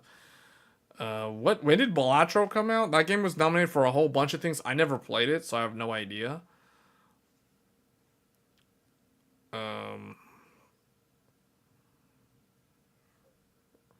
But yeah, I need to go back and play.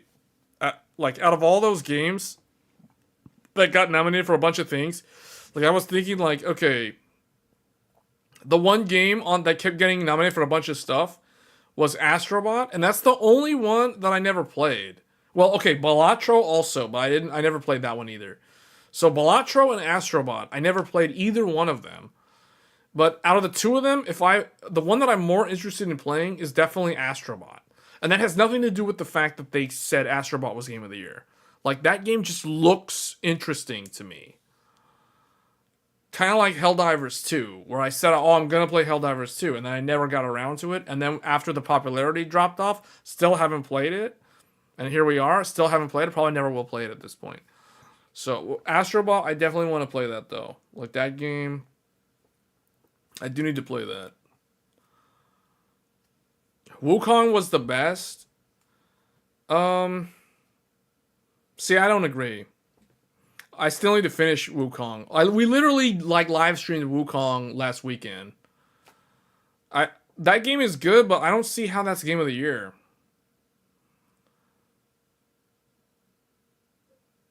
If you played Mario, I haven't played a Mario game in years though. I don't know. No, I kind of think, especially after watching John's video, the Digital Foundry video that was recently uploaded. That makes me even more interested in Astrobot based on what he was saying. And that guy has like really good taste in video games. Like, I think out of all the larger like YouTuber channels that cover gaming, the ones that align more with my taste in video games would be like John from Digital Foundry, and then if I had to pick something like a Twitch streamer, probably Mr. Happy. Mr. Happy and John from Digital Foundry, those two align with like the same style of games that I like to play. I don't play shooters typically. That's my least favorite genre. If I had to pick a genre that I dislike, shooters, I'm just bad at them. So I don't really care for them. It's very rare that you'll see any sort of first-person shooter. You'll never see Fortnite on this channel. You won't really see PUBG, although I used to play PUBG. Yeah, we don't really cover shooters on this channel. So if I play a shooter, it usually means that I got the game for free through some method. Like, case in point, we did cover Space Marines 2 on the channel, and the reason why we covered Space Marines 2 is because I got that for free from AMD. Otherwise, we would have never showcased Space Marines 2. Just saying. Someone's mentioning Indiana Jones. That's another game that I have. Oh, you know another game that came out that I kind of was interested in and never got around to it? Dragon Age. Was it Dragon Age Veilguard? Yeah, Dragon Age Veilguard. When did that come out? That was like in what, September? That was either September or October or somewhere around there. No, it's October, wasn't it? There was a lot of games that came out in October.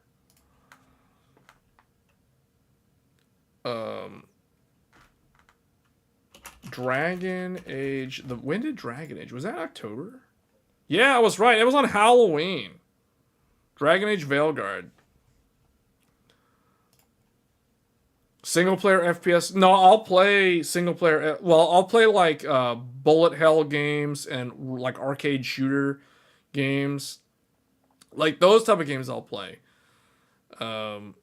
But like for like multiplayer, like Call of Duty, you will never see Call of Duty on this channel. You'll never see Battlefield on this channel for that matter. Yeah. None of that stuff.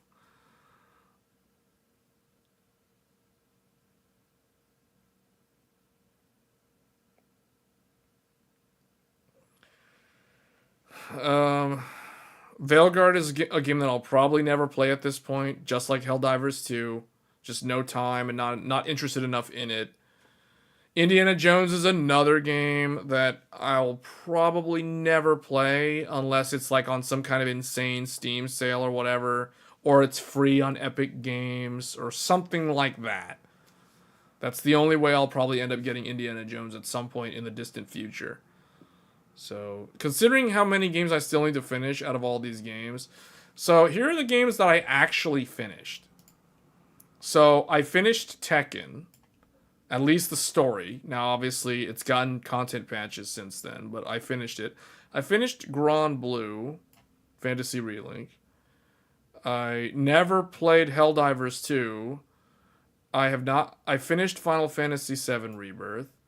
Okay, these other ones, no. I finished Shadow of the Erdtree. I finished Dawn Trail.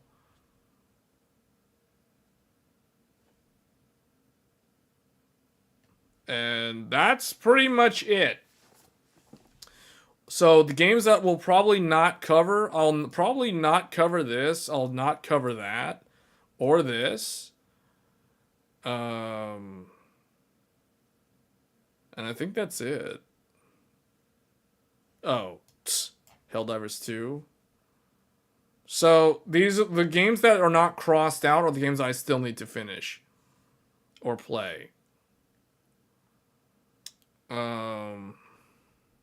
So the one that I'm close to finishing, Stellar Blade is on the list. Black Myth Wukong is on the list. I'm very late game in both games, so I need to finish those. Very, very. Basically, if I wanted to finish Dragon's Dogma 2, I could already finish it. I don't want to finish it because I don't want to go into New Game Plus. So I almost basically have finished Dragon's Dogma 2. I just refuse to finish it. So it's like, okay, technically I have not finished it because I never got to the credits rolling, so whatever. These two action games are very, very close to finishing. Silent Hill 2 needs to still be finished. Dragon Ball needs to be finished. ReFantazio, not even close to being done with that game. Ys Nordics haven't even. Well, I think I'm like. Oh, well, I think you guys saw I live streamed like an hour of Ys Nordics, but that's basically all I've played. Space Marines 2, not even close to finishing it. Astrobot haven't even started, don't even have it, but I'll probably end up getting it. Infinite Wealth, very, very long game. Persona 3, very, very long game, not even close. I think Infinite Wealth, I'm kind of like in the middle of it, but I'm not still nowhere near like Act 3 or anything. And yeah, these are the other ones. So probably prioritize these two, and probably maybe Silent Hill 2. I could probably grind that one if I wanted to finish that all the way. I'm like halfway through Silent Hill 2. And then yeah, Dragon Ball, probably finish this. So these are the four games. Okay, don't count Dragon's Dogma. That one's basically done.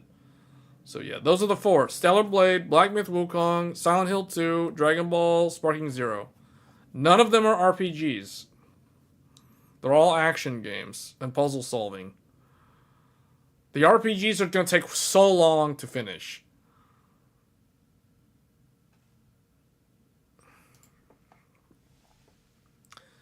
And I completely forgot.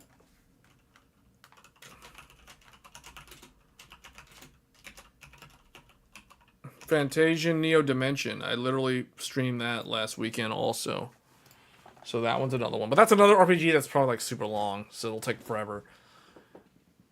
Games coming next month, 2025. What? There's like probably nothing that I want to play. Path of Exile 2 is it's too much of a grindy game that it will take up to, like, if I start playing that game, I'll get addicted to that, and I don't want to get addicted to another type of game like that, like a loot fest type game like Diablo. I don't want to go down that rabbit hole. So yeah, these are the games I need to finish, the ones that are circled here.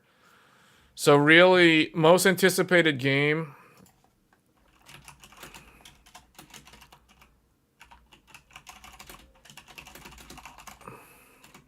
You guys should already know this.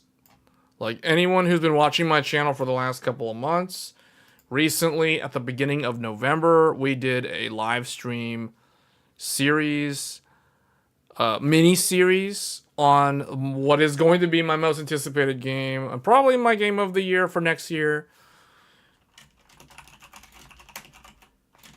This. Expect to see an awful lot of this. There's going to be a lot of this in March.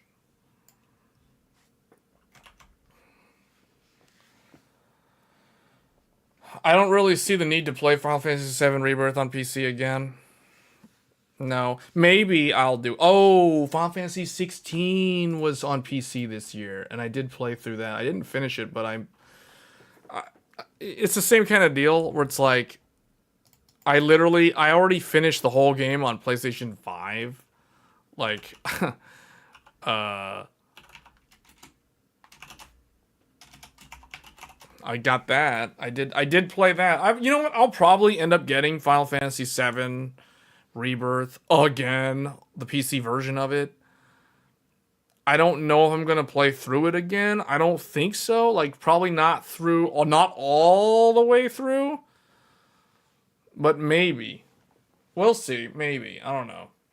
There's not a lot of games that I expect to get next year though, besides Monster Hunter Wilds.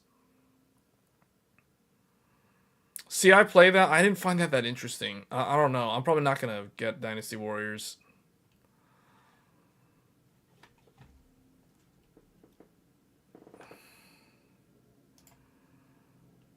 Anyway, that's probably going to be it, guys. This is the final Tech Thursdays. So the last section, we did end up talking about mostly video games at the very last section here. But that's it. I think that made me go over 3 hours. Wow, almost 3.5 hours. Kingdom Come Deliverance. Isn't that a Korean? Is that a Korean MMO? This sounds like a Korean MMO. Metal Gear 3. Is that coming next year? Well, regardless, the only games that I expect to buy next year is obviously Monster Hunter Wilds, maybe Final Fantasy VII PC, and yeah, that's probably it. Metal Gear Solid 3 Remake. Is that really next year, though?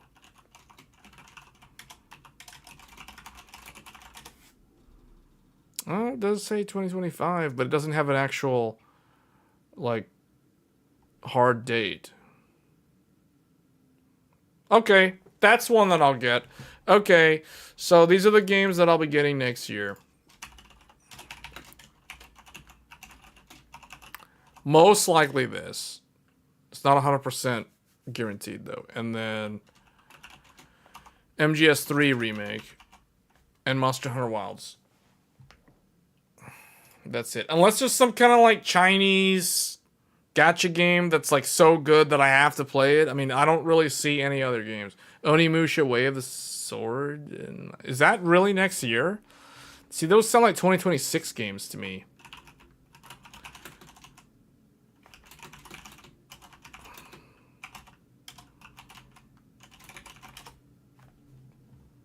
That says 2026 when I Google it. Onimusha Way of the Sword says 2020. It says scheduled to be released globally in 2026. What's that one Elden Ring game? Elden Ring Night Rain? When is that coming out? Is that next year?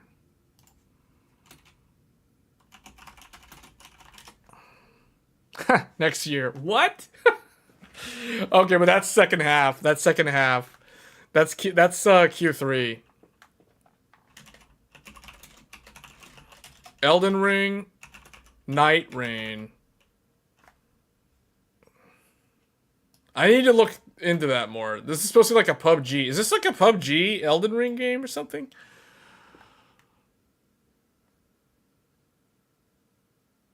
Wait, there's an upcoming network test for that?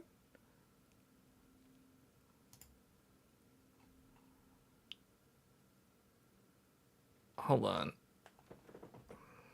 What? Yeah, that okay, man, that wow. Okay, yeah, this could be okay, we'll see.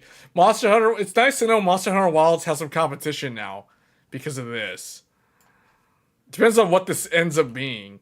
If this ends up being like a Monster Hunter thing, but instead of like you fighting a monster with a group of people, it's you fighting some multi-phase boss fight thing, kind of like what they did with multiplayer for Grand Blue Fantasy Relink. That would be amazing.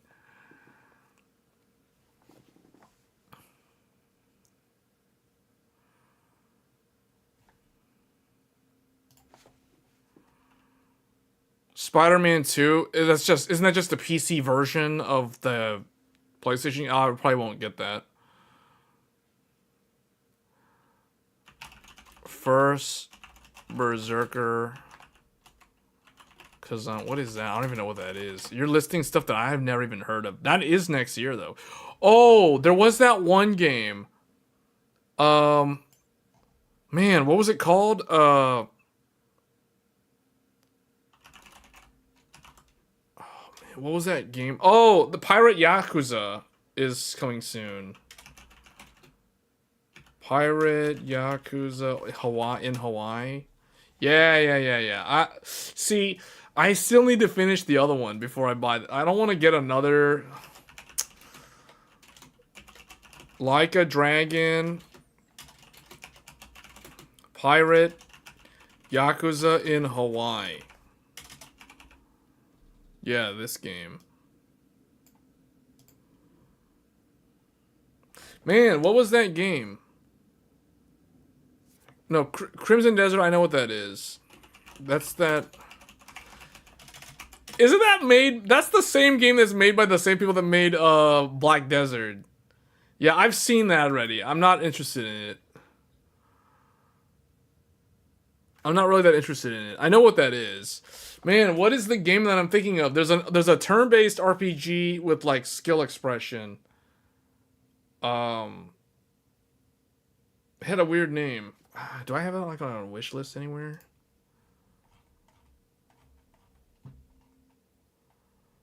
Apparently, I have Indiana Jones on the wish list. I don't know why. That game's already out.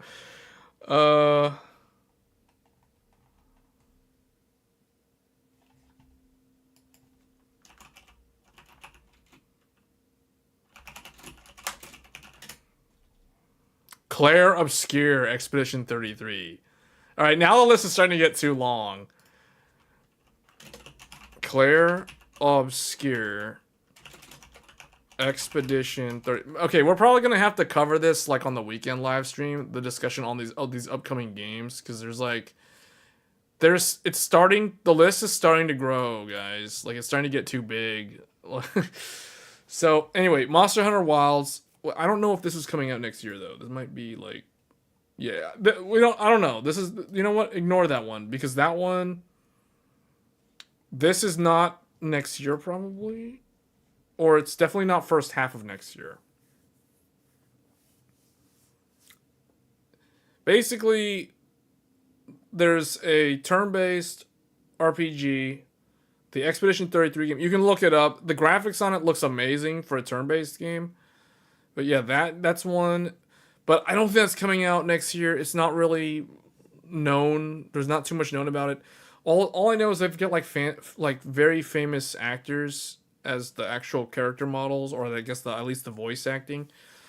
I think it's the voice acting. It's been a while since I've looked at it. But anyway, Claire Obscure Expedition 33. I have no idea when that's coming out. Anyway, Monster Hunter Wilds, Final Fantasy. We'll just say Monster Hunter Wilds, Metal Gear Solid 3 Remake, Elden Ring Night Rain, and Like a Dragon Pirate Yakuza. Those games I'm most likely going to get. The others. What's Intergalactic? What is that? Intergalactic. It's funny how it's like the stream is supposed to be over, but people keep extending the time by, it's like time is up, but it's like you're extending the time by listing all these obscure games. What is this Intergalactic game? Is this like a DC game or what? Intergalactic the Heretic Prophet? Action adventure game directed by Naughty Dog. Oh, whoa, that sounds like a big name game. Intergalactic.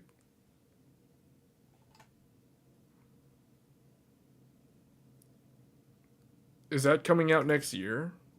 I don't think it's known when it's actually coming out. So I don't know. I don't know much about that. Yeah, so, and the Claire Obscure one's probably also not out next year. But maybe. If it does come out next year, it'll be like the second half at the earliest. But yeah, those are the games. Monster Hunter Wilds is probably going to be like 90% of this entire thing, though. Otherwise, Night Rain. Whenever Night Rain shows up, you can expect to see me play that. Otherwise, that's going to be it, guys. That is the last stream of 2024 for Tech Thursdays. So I'll probably be doing a live stream tomorrow for Dragon Ball Sparking Zero and maybe some other games. Maybe Black Myth Wukong. Try to finish that. But we'll see.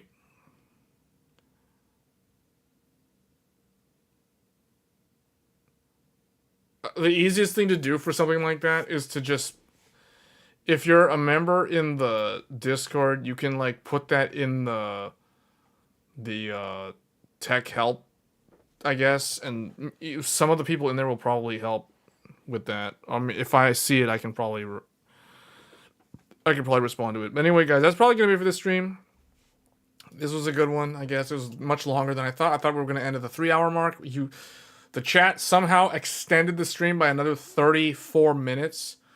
But that's going to be it for 2024. Overall, this year was pretty much a CPU upgrade year for those of you that are on a 3, 5, or 7-year-old or even older computer. Now's a good time to get into a DDR5 based system with the new motherboards. And next year is going to be a GPU year, most likely. So anyway, that's going to be it. Thanks for tuning in, and if you're not going to tune in on the weekend live stream, but you do watch the Tech Thursdays when you can, I appreciate it. If you're new to the channel, we do these live stream Tech Thursday shows every Thursdays, almost every Thursdays. I think there's like a few exceptions, but it's typically the same time. So if you want to know the start time, it's typically 9 p.m. Eastern or 6 p.m. Pacific time, or 8 p.m. Central time, or 7 p.m. Mountain time, and I forget Alaska and Hawaii.